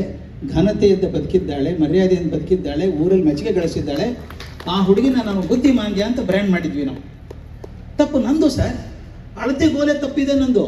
ನಾನು ಅಳತೆಗೋಲು ತಪ್ಪಿದ್ದಾಗ ಹೆಂಗೆ ಸರಿ ಆಗತ್ತೆ? ನಾನು ಅಳತೆಗೋಲೇನು, ಗಣಿತ ಬರಬೇಕು, ಸೈನ್ಸ್ ಬರಬೇಕು ಅಂದ್ರೆ ಬುದ್ಧಿವಂತ, ಇದು ದಡ್ಡ ಅಂತಂತೀವಿ. ಅಲ್ಲದು. ತೆಂಡೂಲ್ಕರ್ ಗಣಿತ ಪಾಸ್ ಆಗಲಿಲ್ಲ 11th standard, but the youngest Bharat Ratna ಅಲ್ವಾ? ನೀವು ದಯವಿಟ್ಟು ನೋಡಿ, ಪಂಡಿತ್ ಶಹನಾಯಿ, ಬಿಸ್ಮಿಲ್ಲಾ ಖಾನ್ ಯಾವ ಡಿಗ್ರಿನೂ ಮಾಡಿಲ್ಲ, ಭಾರತ ರತ್ನ. ಲತಾ ಮಂಗೇಶ್ಕರ್ ಏನು ಕಲ್ತರೋ ಗೊತ್ತಿಲ್ಲ, ಭಾರತ ರತ್ನ. ಅಂದರೆ ದೊಡ್ಡವರಾಗಬೇಕಾದ್ರೆ ಬರೀ ಗಣಿತ ಸೈನ್ಸ್ ಬೇಕು ಅನ್ನೋ ನಮ್ಮ ಬುದ್ಧಿ ಇದೆಯಲ್ಲ, ಇದಲ್ಲ. ಅಂದರೆ ಗಣಿತ ಸೈನ್ಸ್ ಬಗ್ಗೆ ದ್ವೇಷ ಅಲ್ಲ, ನಾನು ವಿಜ್ಞಾನದ ವಿದ್ಯಾರ್ಥಿನೇ. ಅಂದರೆ ನಾವೇನು ಮಾಡ್ಕೊಂಡಿದ್ದೀವಿ ಅಂದರೆ, ಬುದ್ಧಿವಂತರು ಅಂದರೆ ಮಾರ್ಕ್ಸ್ ಚೆನ್ನಾಗಿ ಬರೋರು. ಹಾಗಲ್ಲ. ನಿಮ್ಮ ಕ್ಲಾಸಲ್ಲಿರೋ ಹುಡುಗ ಗಣಿತ ಬರಲಿಕ್ಕಿಲ್ಲ, ಸೈನ್ಸ್ ಬರಲಿಕ್ಕಿಲ್ಲ, ಬರೀಲಿಕ್ಕೆ ಚೆನ್ನಾಗಿ ಬರಲಿಕ್ಕಿಲ್ಲ, ನ್ಯಾಷನಲ್ ಕಬಡ್ಡಿ ಚಾಂಪಿಯನ್ ಆಗ್ಬೋದು ಅವನು ಅಲ್ವಾ? ನನ್ನ ಕೆಲಸ ಏನು ಮೇಷ್ಟ್ರದ್ದು ಅಂದರೆ, ಹುಡುಗನಿಗೆ ಏನು ಗೊತ್ತಿಲ್ಲ ಅಂತ ಪಟ್ಟಿ ಮಾಡೋದಲ್ಲ, ಅವನಿಗೆ ಏನು ಗೊತ್ತಿದೆಯೋ ಅದನ್ನು ಬೆಳೆಸೋದು. ಅವಳಿಗೆ ಏನು ಗೊತ್ತಿದೆ ಬೆಳೆಸ್ಬೇಕು. ಹಾಗೆ ಮಾಡಬೇಕಾದ್ರೆ ನಾನು 3ನೇದು ಹೇಳಿದ್ನಲ್ಲ, ಆ ಮಕ್ಕಳ ವೇಗದಲ್ಲಿ ಹೋದಾಗ ಮಾತ್ರ ಗೊತ್ತಾಗುತ್ತೆ. ನಾನು ಬೇರೆ ವೇಗದಲ್ಲಿ ಹೋಗ್ತಿದ್ರೆ ಆ ಮಗು ಅರ್ಥವೇ ಆಗಲ್ಲ ನನಗೇನಾಗುತ್ತೆ ಅಂತ ದಯವಿಟ್ಟು ಮಕ್ಕಳನ್ನು ಬ್ರ್ಯಾಂಡ್ ಮಾಡಬೇಡಿ. ಕೆಲವು ಶಾಲೆಯಲ್ಲಿ ಮಾಡ್ತಾನೆ, ನಿಮ್ಮಲ್ಲಿ ಮಾಡಲಿಕ್ಕಿಲ್ಲ ಅಂದ್ಕೊಂಡಿದ್ದೀನಿ ನಾನು. ABCD ಸೆಕ್ಷನ್ಸ್ ಇರ್ತವೆ ಕ್ಲಾಸಲ್ಲಿ, 4th A, 5th A, 6th A ಅಂತ. ಸಾಮಾನ್ಯ ಬುದ್ಧಿವಂತ ಮಕ್ಕಳೆಲ್ಲ ಎದಲ್ಲಿ, ಚೆನ್ನಾಗಿದ್ದಾರೆ ಅನ್ನೋದು B ಸೆಕ್ಷನ್ನಲ್ಲಿ, ಪರವಾಗಿಲ್ಲ ಅನ್ನೋ C ಸೆಕ್ಷನ್ನು, ಇವರು ಪಾಸೇ ಆಗಲ್ಲ ಅನ್ನೋ D ಸೆಕ್ಷನ್. ಆ ದೊಡ್ಡ ಅಪರಾಧ ಹಾಗೆ ಮಾಡೋದು. ಬ್ರ್ಯಾಂಡೇ ಮಾಡಿಬಿಡ್ತೀವಿ ಅವ್ರನ್ನ, ದಟ್ ರೀತಿಯಲ್ಲಿ ಡಿಕ್ಲೇರ್ ಮಾಡಿಬಿಡ್ತೀವಿ ನಾವು, D ಸೆಕ್ಷನ್ ದಡ್ರು ಅಂತ. ಅದಾಗಬೇಕಾಗಿಲ್ಲ. ನಾನು ಸ್ಟೂಡೆಂಟ್ ಒಬ್ಬಳು ಕೆಲಸ ಮಾಡಿದ್ದು.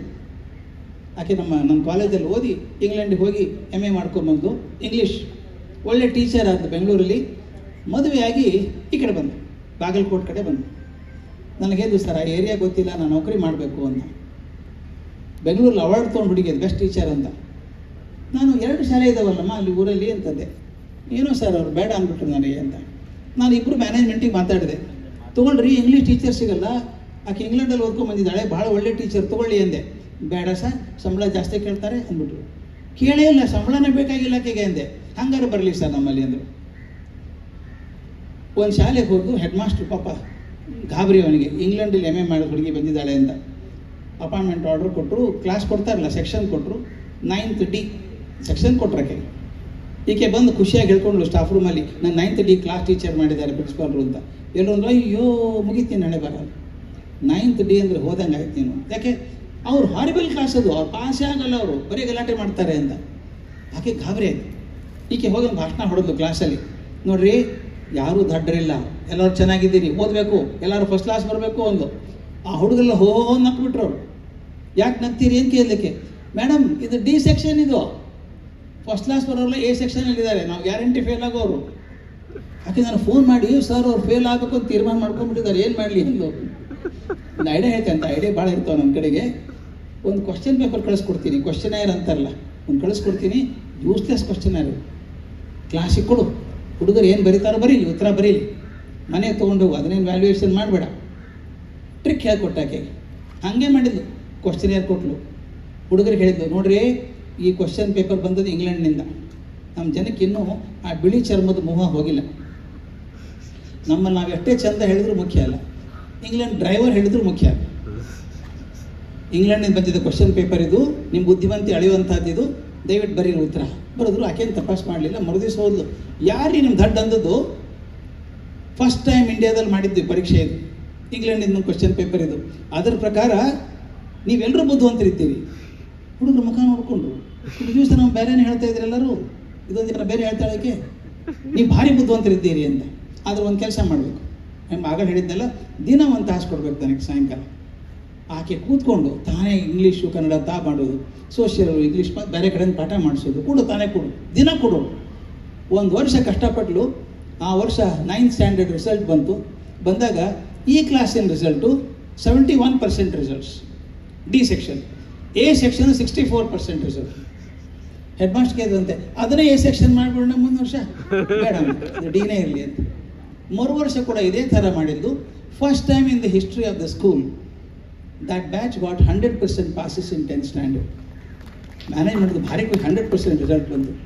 ನಾನು ಹೇಳಿದೆ, ಇದುವರೆಗೂ ದಡ್ರು ಸಿಕ್ಕಿಲ್ಲ ನನಗೆ, ಹುಡ್ಕಾಡ್ತಾ ಇದ್ದೀನಿ, ಸಿನ್ಸಿಯರ್ಲಿ ಹುಡುಕ್ತಾ ಇದ್ದೀನಿ, ದಡ್ರು ಸಿಕ್ಕಿಲ್ಲ ನನಗೆ ಇದುವರೆಗೂ. ನಾ ಹೇಳಿದ ವಿಷಯ ಬರಲಿಕ್ಕಿಲ್ಲ, ಕಾಮನ್ ಸೆನ್ಸ್ ಇದೆ.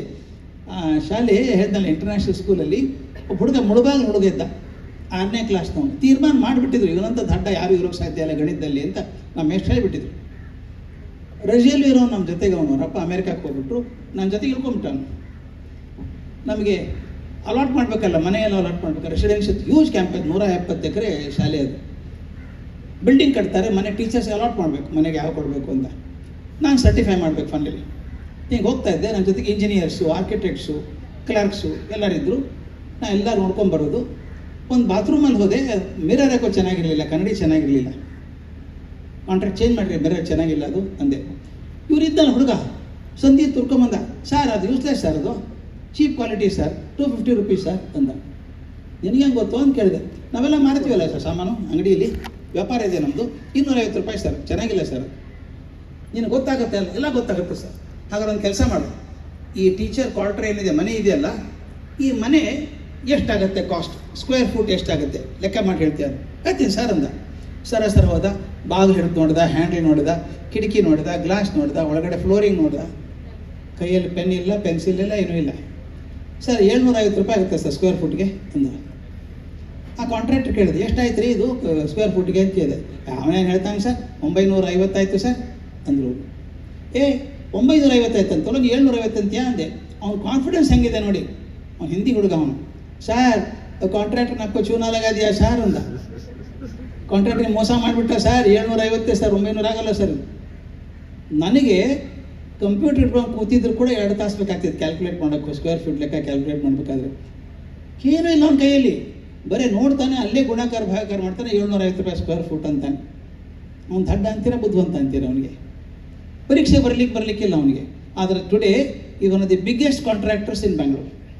ಬಿಗ್ಗೆಸ್ಟ್ ಕಾಂಟ್ರಾಕ್ಟ್ ಅವ್ನು ಹ್ಯಾಂಡಲ್ ಮಾಡ್ತಾನೆ. ಏನು ಮಾಡಿದ್ರು 50 ಕೋಟಿ ತಲೆ ಯಾವುದೂ ಪ್ರೊಜೆಕ್ಟ್ ಮಾಡಲ್ಲ ಅವನು. ಬಹುಶಃ ನನಗೆ ಅನಿಸೋ ಮಟ್ಟಿಗೆ ಯಾರು 100ಕ್ಕೆ 100 ತೊಗೊಂಡಿದ್ರು ಅವನ ಕಂಪ್ನಿಯಲ್ಲಿ ಕೆಲಸ ಮಾಡ್ತಿರ್ಬೇಕು. ಉದ್ದೇಶ ಎಷ್ಟೇ ನಾನು ಹೇಳೋದು, ಈ 3 ಹಂತದಲ್ಲಿ ನಾ ಟೀಚರ್ ಆಗಿದ್ದವನು ಗುರು ಆಗಬೇಕಾದ್ರೆ ಈ ಒಂದೊಂದೇ ಹಂತ ದಾಟ್ಕೊಂಡು ಹೋಗಬೇಕು. ಮೊದಲು ಕ್ಲಾಸಲ್ಲಿ ಸರಿಯಾಗಿ ಹೋಗಿ ಪಾಠ ಮಾಡಬೇಕು, ನಂತರ ಪ್ರೀತಿಯನ್ನು ಮಾಡಬೇಕು, ಸೃಜನಶೀಲವಾಗಿ ಮಾಡಬೇಕು. ನಂತರ ಹೋದಾಗ ನಾನು ನಡೆನೇ ನನ್ನ ಮಾದರಿ ಆಗಬೇಕು, ನಾನು ಹೇಳಿದ್ದೆ ಮಾದರಿ ಆಗಬೇಕು. ಕೆಲವೊಂದು ಸಲ ನಮ್ಮದು ಹ್ಯಾಬಿಚುವಲ್ ಬ್ಲಾಕ್ ಅಂತಿರುತ್ತೆ, ಅಭ್ಯಾಸ ಬಲ ಅಂತಿರ್ತದೆ, ಅದ್ರ ಮೇಲೆ ಪಾಠ ಮಾಡ್ತೀವಿ ನಾವು. ದಯವಿಟ್ಟು ಮೊದಲನೇ ವರ್ಷ ಪಾಠ ಮಾಡೋರು ಯಾರಾದರೂ ಇದ್ದೀರಾ ಇಲ್ಲಿ? ಫಸ್ಟ್ ಟೈಮ್ ಟೀಚಿಂಗ್ ಮಾಡ್ತಿರೋದು ಯಾರಾದರೂ ಇದ್ದೀರಾ? ಇಲ್ಲಲ್ಲ, ಎಲ್ಲ ಸೀನಿಯರ್ ಟೀಚರ್ಸ್. ಕಲ್ಪನೆ ಮಾಡ್ಕೊಳ್ಳಿ ನೀವು ಫಸ್ಟ್ ಇಯರ್ದಾಗ ಹೇಗಿತ್ತು ಅಂತ. ಅಪಾಯಿಂಟ್ಮೆಂಟ್ ಆರ್ಡರ್ ಸಿಕ್ಕಿದೆ, ನಾಳೆ ಫಸ್ಟ್ ಪೀರಿಯಡ್ ನಿಮ್ಮ ಕ್ಲಾಸು 9th ಸೆಕ್ಷನ್ ಕ್ಲಾಸ್ ತೊಗೋಬೇಕು. ಹಿಂದಿನ ದಿವಸ ನಿದ್ದೆ ಬರಲ್ಲ, ಕೂತು ನೋಟ್ಸ್ ಮಾಡಿದ್ದೇನು, ಅದು ಓದಿದ್ದೇನೋ, ಇದು ಓದಿದ್ದೇನೋ, ಕ್ಲಾಸಿಗೆ ಹೋದಾಗ ಎಲ್ಲ ಹುಡುಗರು ವೈರಿಗಳು ಕಂಡಂಗೆ ಕಾಣಿಸ್ತಾರೆ. ಏನೋ ಪ್ರಶ್ನೆ ಕೇಳ್ಬಿಟ್ರೆ ಗಾಬರಿ ಆಗಿಬಿಡುತ್ತೆ. ಫಸ್ಟ್ ಪೀರಿಯಡಲ್ಲಿ ಓದ್ಕೊಂಡು ಹೋಗಿರ್ತೀರಿ, ಅರ್ಧ ತಾಸಿಗೆ ಮುಗಿದು ಹೋಗ್ಬಿಡುತ್ತೆ. ಏನು ಮಾಡಿದ್ರೆ ಮೇನಿಗೆ 15 ನಿಮಿಷ ಮಾಡೋದು ಗೊತ್ತಾಗಲ್ಲ. ಇದೆಲ್ಲ ಫಸ್ಟ್ ಪೀರಿಯಡ್ ಆಗುತ್ತೆ. ಸೆಕೆಂಡ್ ಇಯರ್ ಏನಾಗುತ್ತೆ, ಇಷ್ಟು ಟೆನ್ಷನ್ ಇಲ್ಲ, ಆದರೂ ಟೆನ್ಷನ್ ಇರುತ್ತೆ. ಸಡನ್ ಆಗಿ ಪ್ರಿನ್ಸಿಪಾಲ್ ಕ್ಲಾಸ್ ತೊಗೊಳ್ರಿ ಅಂದರೆ ಬೇಡ ಸರ್, ನೋಟ್ಸ್ ನೋಡ್ಕೊಂಡು ಹೋಗ್ಬೇಕು ಸರ್ ಅಂತಾರೆ. 3ನೇ ವರ್ಷ 10ನೇ ವರ್ಷ ಏನೂ ಟೆನ್ಷನ್ ಇಲ್ಲ. 10ನೇ ವರ್ಷಕ್ಕೆ ಸರ್ ಯಾವ ಕ್ಲಾಸ್ ಹೇಳಿದೆ ತೋತೇನೆ, ಯಾವ ಕ್ಲಾಸ್ ತೋತೇನೆ, ಎನಿ ಕ್ಲಾಸ್ ಹೋಗ್ಬಿಡು, ಸೀದಾ ಕ್ಲಾಸ್ ಹೋಗೋದು. ಪ್ರಿಪ್ರೇಷನ್ನು ಇಲ್ಲ, ಒಳಗೆ ಹೋಗೋದು, ಹುಡುಗರನ್ನೇ ಕೇಳೋದು ಏನು ಮಾಡ್ತಿದ್ದೆ ಹೋದ ಕ್ಲಾಸಲ್ಲಿ ನಾನು. ಸೆಕ್ರೆಟ್ರಿ ನೋಡಿ ಹುಡುಗರು ಬರ್ಕೋಬೇಕಲ್ಲ, ಏನು ಮಾಡ್ತಿದ್ದೆ ಅಲ್ಲಿಂದ ಶುರು ಮಾಡೋದು. ಹುಡುಗರು ಅಂತಾರೆ ಏನು ಜೀನಿಯಸ್ ಮೇಸ್ಟ್ರು, ಹಾಗೆ ಬಂದರು ನೋಡಿ, ಹಾಗೆ ಪಾಠ ಮಾಡಿ, ಹೊಸದೇನೂ ಇಲ್ಲ, ಅದನ್ನೇ ಪಾಠ ಮಾಡಿದ್ದು. ಅದು ಹೇಳೋದು ನಾನು, ದಿಸ್ ಇಸ್ ಹ್ಯಾಬಿಚುವಲ್ ಬ್ಲಾಕ್. ಅದನ್ನು ನಾನು ಹೇಳಿದ್ದೇ ತಿರ್ಗಾಮುರ್ಗೆ ಹೇಳ್ಕೊಂಡಿದ್ದೀನಿ ಪಾಠದಲ್ಲಿ. ಹುಡುಗರಿಗೆ ಗೊತ್ತಾಗುತ್ತೆ, ಬೋರ್ ಆಗುತ್ತೆ, ಹೋದ್ರೆ ಹೇಳಿದರೆ ಅದಕ್ಕೆ ನಾನೇನು ಮಾಡಬೇಕು, ಪ್ರತಿ ಸಲ ಹೊಸದನ್ನು ಹೇಳೋಕ್ಕೆ ಪ್ರಯತ್ನ ಮಾಡಬೇಕು. ಅದೇ ವಿಷಯ ಚೇಂಜ್ ಆಗಲ್ಲ, ಉದಾಹರಣೆಗಳು ಬೇರೆ ಆಗಬೇಕು, ಎಕ್ಸಾಂಪಲ್ಸ್ ಬೇರೆ ಆಗಬೇಕು, ಹೇಳೋ ರೀತಿ ಬೇರೆ ಆಗಬೇಕು. ಹಾಗೆ ಮಾಡಿದಾಗ ಕ್ಲಾಸಿಗೆ ಖುಷಿ ಇರುತ್ತೆ ಅಲ್ವಾ. ಒಂದು ಸಣ್ಣ ಪ್ರಯೋಗ ಮಾಡೋಣ ಈಗ. ದಯವಿಟ್ಟು ಈ ಅಭ್ಯಾಸ ಬಲ ಹೇಗೆ ಕಾಡುತ್ತೆ ಅಂತ ಹೇಳ್ತೀನಿ. ಒಂದು ಟೆಂಪ್ರರಿ ಮೈಕ್ ಸ್ಟ್ಯಾಂಡ್ ಮಾಡ್ಕೊಂಡ್ಬಿಡ್ತೀನಿ. ಹಿಂಗೆ ಕೈ ಕಟ್ಟಿ ನೋಡೋಣ, ಬೇಡ ಹಿಂಗೆ ಕೈ ಕಟ್ಟಿ. ದಯವಿಟ್ಟು ನೋಡಿ, ಎಡಗೈ ಮೇಲಿದೆಯೋ ಬಲಗೈ ಮೇಲಿದೆಯೋ, ಯಾವುದಾದ್ರೂ ಒಂದಿರುತ್ತೆ ಅಲ್ವಾ, ಎರಡೇ ಪಾಸಿಬಿಲಿಟಿ. ಈಗ ಈ ಕೈ ತೆಗೆದು ಇನ್ನೊಂದು ಕೈ ಮೇಲೆ ಹಾಕ್ಕೊಳ್ಳಿ ನೋಡೋಣ. Are you comfortable? ಬಿಟ್ಟ ತಕ್ಷಣ ಮತ್ತೆ ಅಲ್ಲಿಗೆ ಹೋಗುತ್ತೆ ಕೈ. ಅಂದರೆ ಈ ಕೈ ಕಟ್ಟೋದು ಕೂಡ ಎಷ್ಟು ಅಭ್ಯಾಸ ಆಗಿ ಹೋಗಿದ್ದಾರೆ ಮತ್ತು ಹಾಗೆ ಮಾಡಬೇಕು. ಇನ್ನೊಂದು, ಈ ಕೈ ಕಟ್ಟಿ ನೋಡೋಣ, ಬೆರಳು ಸೇರಿಸಿ. ಈಗ ಎಡಗೈ ಹೆಬ್ಬೆಟ್ಟು ಮೇಲಿದೆಯೋ ಬಲಗೈ ಹೆಬ್ಬೆಟ್ಟು ಮೇಲಿದೆಯೋ ನೋಡ್ಕೊಳ್ಳಿ, ಯಾವುದಾದ್ರೂ ಒಂದಿರುತ್ತೆ. ಸರಿಸಿ ಹಿಂಗೆ ಮಾಡ್ಕೊಳ್ಳಿ ನೋಡೋಣ. ಇನ್ನೊಂದು ಹೆಬ್ಬೆಟ್ಟು ಮೇಲೆ ಮಾಡ್ಕೊಳ್ಳಿ. ಕಂಫರ್ಟೇಬಲ್ ಇಲ್ಲ, ಅದು ಬಿಟ್ಟ ತಕ್ಷಣ ವಾಪಸ್ ಇಲ್ಲೇ ಬರೋದು. ಕೆಲವರು ಕಾಲ ಮೇಲೆ ಕಾಲು ಹಾಕೊಂಡು ಕೂಡ ಅಭ್ಯಾಸ ಇರುತ್ತೆ. ಎಡಗಾಲ ಬಲಗಾಲ ಮೇಲೆ ಹಾಕೊಳ್ಳೋದು, ಬಲಗಾಲ ಎಡಗಾಲ ಮೇಲೆ ಹಾಕೊಳ್ಳೋದು, ಬೇರೆ ಕಾಲು ಹಾಕ್ಕೊಳ್ಳಿ, ಕಂಫರ್ಟೇಬಲ್ ಆಗಲ್ಲ. ಇಂಥ ರುಟೀನ್ ಕೆಲಸ ಕೂಡ ನಮಗೆ ರುಟೀನ್ ಆಗ್ತಿರ್ಬೇಕಾದ್ರೆ ಪಾಠ ಮಾಡಿ ಕೂಡ ಹಾಗೆ ಅಭ್ಯಾಸ ಆಗೋಗ್ಬಿಡುತ್ತೆ ನಮಗೆ. ಒಂದು ಸಣ್ಣ ಎಕ್ಸಾಂಪಲ್ ಮಾಡಿಬಿಡೋಣ, ತಕ್ಷಣ ನೆನಪಿಟ್ಕೊಳ್ಳಿ. ನಿಮಗೇನು ಮೆಮರಿ ಇರುತ್ತೆ, ಬರ್ಕೋಬೇಕಾದ್ರೆ ಬರ್ಕೊಳ್ಳಿ, ಪಕ್ಕದವ್ರು ತೋರಿಸ್ಬೇಡಿ ಅಷ್ಟೇ. ಒಂದು ಸಣ್ಣ ಪ್ರಯೋಗ ಮಾಡೋಣ. ಎಲ್ಲರೂ ಒಂದು ನಂಬರ್ ನೆನಪಿಟ್ಕೊಳ್ಳಿ. 0ಯಿಂದ 9 ತನಕ ಯಾವುದಾದ್ರೂ ಒಂದು ನಂಬರ್ ಮನಸ್ಸಲ್ಲಿ ಇಟ್ಕೊಳ್ಳಿ. 0 to 9, ಎನಿ ಒನ್ ನಂಬರ್, ಆಯಿತಾ? Multiply that number by 9. 9ರಿಂದ ಗುಣಾಕಾರ ಮಾಡಿ. ಆ ನಂಬರ್ ಯಾವುದೋ ನಂಬರ್ ಇಟ್ಕೊಂಡಿದ್ದೀರಲ್ಲ, ಅದಕ್ಕೆ 9ರ ಗುಣಾಕಾರ ಮಾಡಿ. ನಿಮಗೆ 1 ಡಿಜಿಟ್ ಬರ್ಬೋದು ಅಥವಾ 2 ಡಿಜಿಟ್ ಬರ್ಬೋದು. 1 ಬಂದರೆ ಹಾಗೆ ಇಟ್ಕೊಳ್ಳಿ, 2 ಬಂದರೆ ಆ 2 ಸಂಖ್ಯೆ ಬೇರೀಸ್ ಮಾಡಿ, ಆ್ಯಡ್ ಮಾಡಿ. 2 ಸಂಖ್ಯೆದು 2 ಆ್ಯಡ್ ಮಾಡಿ, 1 ನಂಬರ್ ಬರುತ್ತೆ ನಿಮಗೀಗ ಅಲ್ವಾ. ಅದರೊಳಗೆ 4 ಕಳೀರಿ, 4 ಕಳೀರಿ. ಎಷ್ಟು ಉಳಿತದ ಅಂಕೆ ನಿಮ್ಮ ಮನಸ್ಸಲ್ಲಿರಲಿ, ಯಾರು ಹೇಳೋದು ಬೇಡ, ಆಯಿತಾ?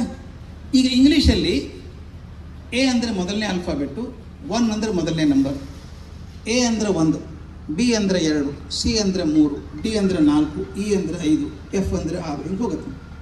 ಈ ನಂಬರ್ ಏನು ಉಳ್ಕೊಂಡಿದೆಯಲ್ಲ ಮನಸ್ಸಲ್ಲಿ, ಅದರ ಕರೆಸ್ಪಾಂಡಿಂಗ್ ಆಲ್ಫಾಬೆಟ್ ಯಾವುದು ನೋಡಿ.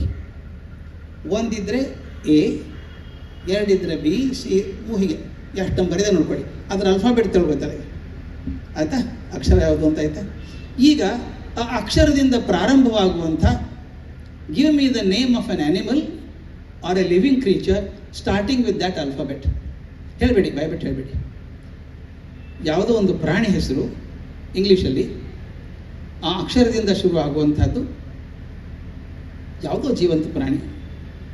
ನಿಮ್ಮ ಮನಸ್ಸಲ್ಲಿ ಏನಿದೆ ನಾನು ಪ್ರಯತ್ನ ಮಾಡ್ತೀನಿ ಹೇಳೋದಕ್ಕೆ. ಬಹುಶಃ ನಿಮ್ಮ ಮನಸ್ಸಲ್ಲಿ ಎಲಿಫೆಂಟ್ ಅಂತ ಇರ್ಬೋದು ಅಲ್ವಾ? ಹೇಗೆ ಗೊತ್ತಾಯಿತು? ಏನೂ ಇಲ್ಲ ಅದರೊಳಗೆ ಪುಣ್ಯ. 0ಯಿಂದ 9 ತನಕ ಯಾವುದೇ ನಂಬರ್ ತೊಗೊಳ್ಳಿ, multiply by 9, add the 2 numbers, it become 9 only. 9 ಬರೋದು. 9 4 ಕಳೆದ್ರೆ ಎಷ್ಟು ಉಳಿತದೆ? 5 ಉಳಿತದೆ. 5ನೇ alphabet E. E for elephant. ಯಾಕೆ ಬಂತೇಳಿ? LKG ಕಲ್ತಿದ್ವಿ ನಾವು. A for apple, B for boy, C for cat, D for dog, E for elephant. ನಾವು LKG ಬಿಟ್ಟು 30 ವರ್ಷ ಆದರೂ LKG ನಮ್ಮನ್ನು ಬಿಡೋಲ್ಲ. ಇವತ್ತಾದರೂ ಎ ಫಾರ್ ಆ್ಯಪಲ್ಲೇ. ಅದಾಗಿ ಇನ್ನೂ ಮಜಾ ಇದೆ. ಡಿ ಫಾರ್ ಡಿ, ದೇಶ, ಡಿದಿಂದ ಶುರು ಆಗೋ ದೇಶದ ಹೆಸರು ಹೇಳಿ ಅಂದರೆ ಡೆನ್ಮಾರ್ಕ್ ಅಂತಾರೆ ಎಲ್ಲರೂ. ಯಾಕಂದರೆ ಕಲ್ತಿದ್ದಾರೆ ಕಾಲೇಜಲ್ಲಿ, Hamlet the prince of Denmark ಅಂತ. ದುಬೈ ಬರೋದೇ ಇಲ್ಲ ತಲೆಗೆ. ಅಂದರೆ ಎಷ್ಟರ ಮಟ್ಟಿಗೆ ಅಭ್ಯಾಸ ಬಲ ಆಗಿದೆ ನಮಗೆ ಅಂದರೆ, ಒಂದು, if you want to be a great teacher, an outstanding teacher, get away from the habitual block. ಹ್ಯಾಬಿಟಿಂದ ಹೊರಗೆ ಬನ್ನಿ. ಬರ್ಬೇಕಾದ್ರೆ ಏನು ಮಾಡಬೇಕು? ಕಾನ್ಷಿಯಸ್ಲಿ ವಿಚಾರ ಮಾಡಿ. ಬೋಸಲ್ಲಿ ಏನು ಹೇಳಿದ್ದೆ ಅದನ್ನು ಮಾಡಿಫೈ ಮಾಡೋಣ, ಸರ್ ಚೇಂಜ್ ಮಾಡೋಣ, ಸ್ವಲ್ಪ ಬದಲಾವಣೆ ಮಾಡೋಣ, ಹೊಸ ಎಕ್ಸಾಂಪಲ್ ಕೊಡೋಣ. ಹೀಗೆ ಮಾಡಿದಾಗ ಕ್ಲಾಸ್ ರೂಮ್ ಬಿಕಮ್ಸ್ ಎಕ್ಸೈಟಿಂಗ್ ಅಲ್ವಾ? ಆಗ ನಾಗಲ್ಲಿ ಹೇಳಿದ್ನಲ್ಲ, ಕಾರ್ ಪಕ್ಕದಲ್ಲಿ ನಿಂತ್ಕೊಳ್ಳುತ್ತೆ, ಬಂದು ಕಾರಿಂದ ಬೆಳೆದು ಕಾಲು ಮುಟ್ಟು ನಮಸ್ಕಾರ ಮಾಡ್ತಾನೆ, ನಾನೇ ಉತ್ತರ ಪ್ರದೇಶ ಗವರ್ನರ್ ಅಂತ ಹೇಳ್ತಾನೆ. ನೀವು ಮಾಡದೆ ಹೋದರೆ ಕಾರ್ ಇನ್ನೂ ಫಾಸ್ಟ್ ಬೇಗ ಹೋಗ್ಬಿಡುತ್ತೆ. ಲಾಸ್ಟ್ ಒಂದು ಮಾತು ಹೇಳಿ ನಿಲ್ಲಿಸ್ತೇನೆ, ಕೆಲವ್ರು ಹೇಳ್ತಾರೆ ಕರೆಕ್ಟ್ ಆಯ್ತು. ಈಗ ಡಾಕ್ಟರ್ ರಾಧಾಕೃಷ್ಣನ್ ಅವ್ರ ಹೆಸರಿಂದ ನಾವು ಟೀಚರ್ಸ್ ಡೇ ಮಾಡ್ತಾ ಇದ್ದೀವಿ ಎಷ್ಟು ವರ್ಷ, ಇವತ್ತಿಗೂ ಅದೇ ಮಾಡ್ತೀವಿ, ಸೆಪ್ಟೆಂಬರ್ 5. ಅವರೊಂದು ಕತೆ ಹೇಳೋರು, ಅದ್ಭುತ ಕತೆ ಅದು. ಅವ್ರದ್ದಲ್ಲ, ಅದು H.G. ವೆಲ್ಸ್ ಅನ್ನೋ ಬರೆದಂಥ ಕತೆ. ಅದನ್ನು ಮಾಡಿಫೈ ಮಾಡಿದರು. ಒಂದ್ಸಲ ಭಗವಂತ ಭೂಮಿಗೆ ಬಂದಂತೆ, ಒಂದು ಊರಿಗೆ ಬಂದ. ಊರು ಒಳಗೆ ಬರ್ತಿದ್ದಾಗ ನೋಡ್ಬೇಕು ತನ್ನ ಜನ ಹೇಗಿದ್ದಾರೆ, ಮಕ್ಕಳು ಹೇಗೆ ಬದುಕಿದ್ದಾರೆ ನೋಡೋಕೆ ಬಂದ. ಒಬ್ಬ ಮನುಷ್ಯ ಕುಡಿದು ತೂರಾಡ್ಕೊಂಡು ಓಡಾಡ್ತಾ ಇದ್ದಾನೆ. ಯಾಕೆ ಹುಡುಗ ಜೀವನ ಹಾಳು ಮಾಡ್ಕೋತೀಯಲ್ಲ ಕುಡಿತದಲ್ಲಿ ಅಂತ ಕೇಳಿದಾಗ ಭಗವಂತ, ಆ ಹುಡುಗ ಇದ್ದಂತೆ, ಭಗವಂತ ನನಗೆ ಕುಷ್ಠರೋಗ ಇತ್ತು, ನೀನು ಗುಣ ಮಾಡಿದೆಯಲ್ಲ, ಇನ್ನೇನು ಮಾಡಲಿ, ಆರಾಮ ಇರ್ತೀನಿ ನಾನು ಅಂದಂತೆ. ಭಗವಂತನ ದುಃಖ ಆಯಿತು, ಮುಂದೆ ಹೋದ. ಒಂದೇ ನಿಮಿಷ. ಭಗವಂತ ಮುಂದೆ ಬಂದ, ಅಲ್ಲೇ ಇನ್ನೂ ಎಲ್ಲ ಕೆಟ್ಟ ಚಟಗಳಲ್ಲಿ ಸಿಕ್ಕಾಕೊಂಡಿದ್ದ. ಭಗವಂತ ಕೇಳಿದ, ಯಾಕಪ್ಪ ಹುಡುಗ ನಿನ್ನ ಜೀವನ ಇದ್ರ ಕೆಟ್ಟ ಚಟಗಳಲ್ಲಿ ಹಾಳು ಮಾಡ್ಕೋತಿದ್ಯಾ ಅಂದ. ಅವನು ಹೇಳಿದ, ಭಗವಂತ ನಾ ಕುರುಡಾಗಿದ್ದೆ, ಕಣ್ಣೇ ಕಾಣಿಸ್ತಿರ್ಲಿಲ್ಲ, ನೀ ಕಣ್ಣು ಕೊಟ್ಟೆಯಲ್ಲ ನನಗೆ, ಸಂತೋಷವಾಗಿ ಬದುಕಿದ್ದೀನಿ ಅಂದಂತೆ. ಇನ್ನೂ ದುಃಖ ಆಯಿತು ಭಗವಂತನಿಗೆ. ಊರು ಕೊನೆಗೆ ಬಂದ, ಅಲ್ಲ ಮುದುಕ ಮೊಳಕಾಲು ಊರಿ ಬಿಕ್ಕಿ ಅಳ್ತಾ ಇದ್ದ. ಯಾಕೋ ಮುದುಕ ಅಳ್ತಾ ಇದ್ದೀಯಾ ಅಂತ ಕೇಳಿದ. ಭಗವಂತ, ನಾನು ಸತ್ತೋಗಿದ್ದೆ, ಮತ್ತೆ ಬದುಕಿಸ್ಬಿಟ್ಟೆಲ್ಲಪ್ಪ ನನ್ನ, ಅದಕ್ಕೆ ಅಳ್ತಾ ಇದ್ದೀನಿ ಅಂದ. ಈ ಕತೆ H.G. ವೆಲ್ಸ್ ಇಲ್ಲೇ ಮುಗೀತದೆ. ಅದನ್ನು ರಾಧಾಕೃಷ್ಣನ್ ಮುಂದುವರಿಸ್ತಾರೆ. Beautiful beautiful. ಹೇಳ್ತಾರೆ, ಇವತ್ತು ಭಗವಂತ ಏನಾದರೂ ಕೆಳಗಿಳಿದು ಬಂದರೆ, ನಮ್ಮನ್ನು ಕಂಡು ನಾವು ಹೇಗೆ ದ್ವೇಷದಲ್ಲಿ ಸಿಕ್ಕಾಕೊಂಡಿದ್ದೀವಿ, ಜಾತಿ ದ್ವೇಷ, ಮತದ್ವೇಷ, ಭಾಷೆ ದ್ವೇಷ, ರಾಜ್ಯದ ದ್ವೇಷ, ದೇಶದ ಬಾರ್ಡ್ರಿ, ಆ ದೇಶ ಈ ದೇಶ ಹೊಡೆದಾಡ್ತಿದ್ದೀವಲ್ಲ, ಚಿಂದಿ ಮಾಡಿಬಿಟ್ಟಿದ್ದೀವಲ್ಲ, ಜಗತ್ತನ್ನು ವಿಭಜನೆ ಮಾಡಿಲ್ವಾ? ಅವನು ನೋಡಿ ಕೇಳ್ತಾನೆ, why my children after so many centuries of civilization you want to destroy yourself? Why are you pouring molten steel into the veins of innocent youth? Perhaps our answer would be, the best part of the story is this, our answer would be, God, you gave us eyes but no vision. ನನಗೆ ಕಣ್ಣು ಕೊಟ್ಟೆ, ದೃಷ್ಟಿ ಕೊಡಲಿಲ್ಲ. You gave us heart but no soul. ಹೃದಯ ಕೊಟ್ಟೆ, ಆತ್ಮಪ್ರಜ್ಞೆ ಕೊಡಲಿಲ್ಲ. ಮೂರನೇದು, you gave us life but no way of life. ಜೀವನ ಕೊಟ್ಟೆ, ಜೀವನ ನಡೆಸೋ ದಾರಿ ಹೇಳಿಕೊಡಲಿಲ್ಲ. ಕೊನೆಗೆ ರಾಧಾಕೃಷ್ಣ ಹೇಳ್ತಾರೆ, ತಂದೆ ತಾಯಿ ಜೀವ ಕೊಡ್ತಾರೆ, ಆದರೆ ಬದುಕಿನ ದಾರಿ ತೋರಿಸೋರು ಶಿಕ್ಷಕರು ಮಾತ್ರ. Only teacher can show the way of life. ಭಗವಂತನ ಕೃಪೆಯಿಂದ ನಾವೆಲ್ಲರೂ ಶಿಕ್ಷಕರಾಗಿದ್ದೀವಿ. ನನಗದ್ರ ಬಗ್ಗೆ ಒಂದು ಚೂರು ಕೊರಗಿಲ್ಲ. ಇನ್ನೊಮ್ಮೆ ಹುಟ್ಟಿದರೆ ನಾನು ಮೇಷ್ಟ್ರಾಗೇ ಹುಟ್ಟಬೇಕು, ಮತ್ತೊಂದು ಬೇರೆ ಹಾದಿ ಇಲ್ಲ ನನಗೆ. ಅದೇ ಒಂದು ಅಷ್ಟು ಪ್ರೀತಿ ಸಿಕ್ಕಿದೆ ನನಗೆ ಶಿಕ್ಷಕರ ವೃತ್ತಿಯಿಂದ. ಯಾವುದೇ ಜಗತ್ತಿಗೆ, ಯಾವುದೇ ದೇಶಕ್ಕೆ ಹೋದರೂ ವಿದ್ಯಾರ್ಥಿಗಳು ಓಡಿ ಬರ್ತಾರೆ, ಸರ್ ನಮ್ಗೆ ಕಲಿಸಿದ್ರೆ ನೆನಪಿದೆಯಾ ಸರ್? ಸಾರ್ಥಕ ಅನಿಸ್ಬಿಡುತ್ತೆ ಜೀವ ಅಲ್ವಾ? ಆದ್ದರಿಂದ ಜಾಯ್ ಆಫ್ ಗಿವಿಂಗ್ ಅಂತ ಏನು ಹೇಳಿದ್ದೆ ನಾನು, ಕೊಡೋದ್ರಲ್ಲಿರುವಂಥ ಸಂತೋಷ, ಅದು ಶಿಕ್ಷಕರಿಗೆ ಮಾತ್ರ ಪೂರ್ತಿ ಜೀವನ ಸಿಗುತ್ತೆ. ನೀವು ಕ್ಲಾಸಲ್ಲಿ ಮಾತಾಡೋದು ಒಂದು ಮಾತು ಆ ಮಗುವಿನ ಜೀವನದಲ್ಲಿ ಪರಿವರ್ತನೆ ತರ್ಬೋದು, ಒಂದು ಘಟನೆ ಜೀವನ ಪರಿವರ್ತನೆ ಮಾಡ್ಬೋದು. ಆ ಶಕ್ತಿ ನಮಗಿರೋದ್ರಿಂದ I am so grateful to God. ದೇವರು ಕೃತಜ್ಞನಾಗಿದ್ದೇನೆ, ಮೇಷ್ಟ್ರು ಮಾಡಿದ್ದೀಯಪ್ಪ. ಹಾಗೆ ನೀವು ಕೂಡ ಮೇಷ್ಟ್ರಾಗಿದ್ದಕ್ಕೆ ತುಂಬ ಸಂತೋಷ ಪಡಬೇಕು, ಅಭಿಮಾನ ಪಡಬೇಕು.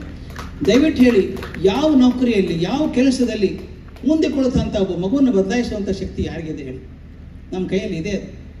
ಆಗಲೇ ಗಣಪತಿ ಹೇಳಿದ್ದಲ್ಲ ನಾನು, ಮಣ್ಣಿದೆ ನನ್ನ ಕಡೆಗೆ, ರೆಡಿ ಮಣ್ಣಿದೆ, ಅದು ಏನಾಗಬೇಕು ಅಂತ ಗೊತ್ತಿದೆ ನನಗೆ. ಹಾಗೆ ಮಾಡೋದಕ್ಕೆ ನನ್ನ ಕೌಶಲ್ಯ ಇದೆಯಾ? ಆ ಕೌಶಲ್ಯ ನಾನು ಬೆಳೆಸ್ಕೊಂಡಾಗ I will be greatest teacher. You are all wonderful teachers. May God bless you all. Thank you so much.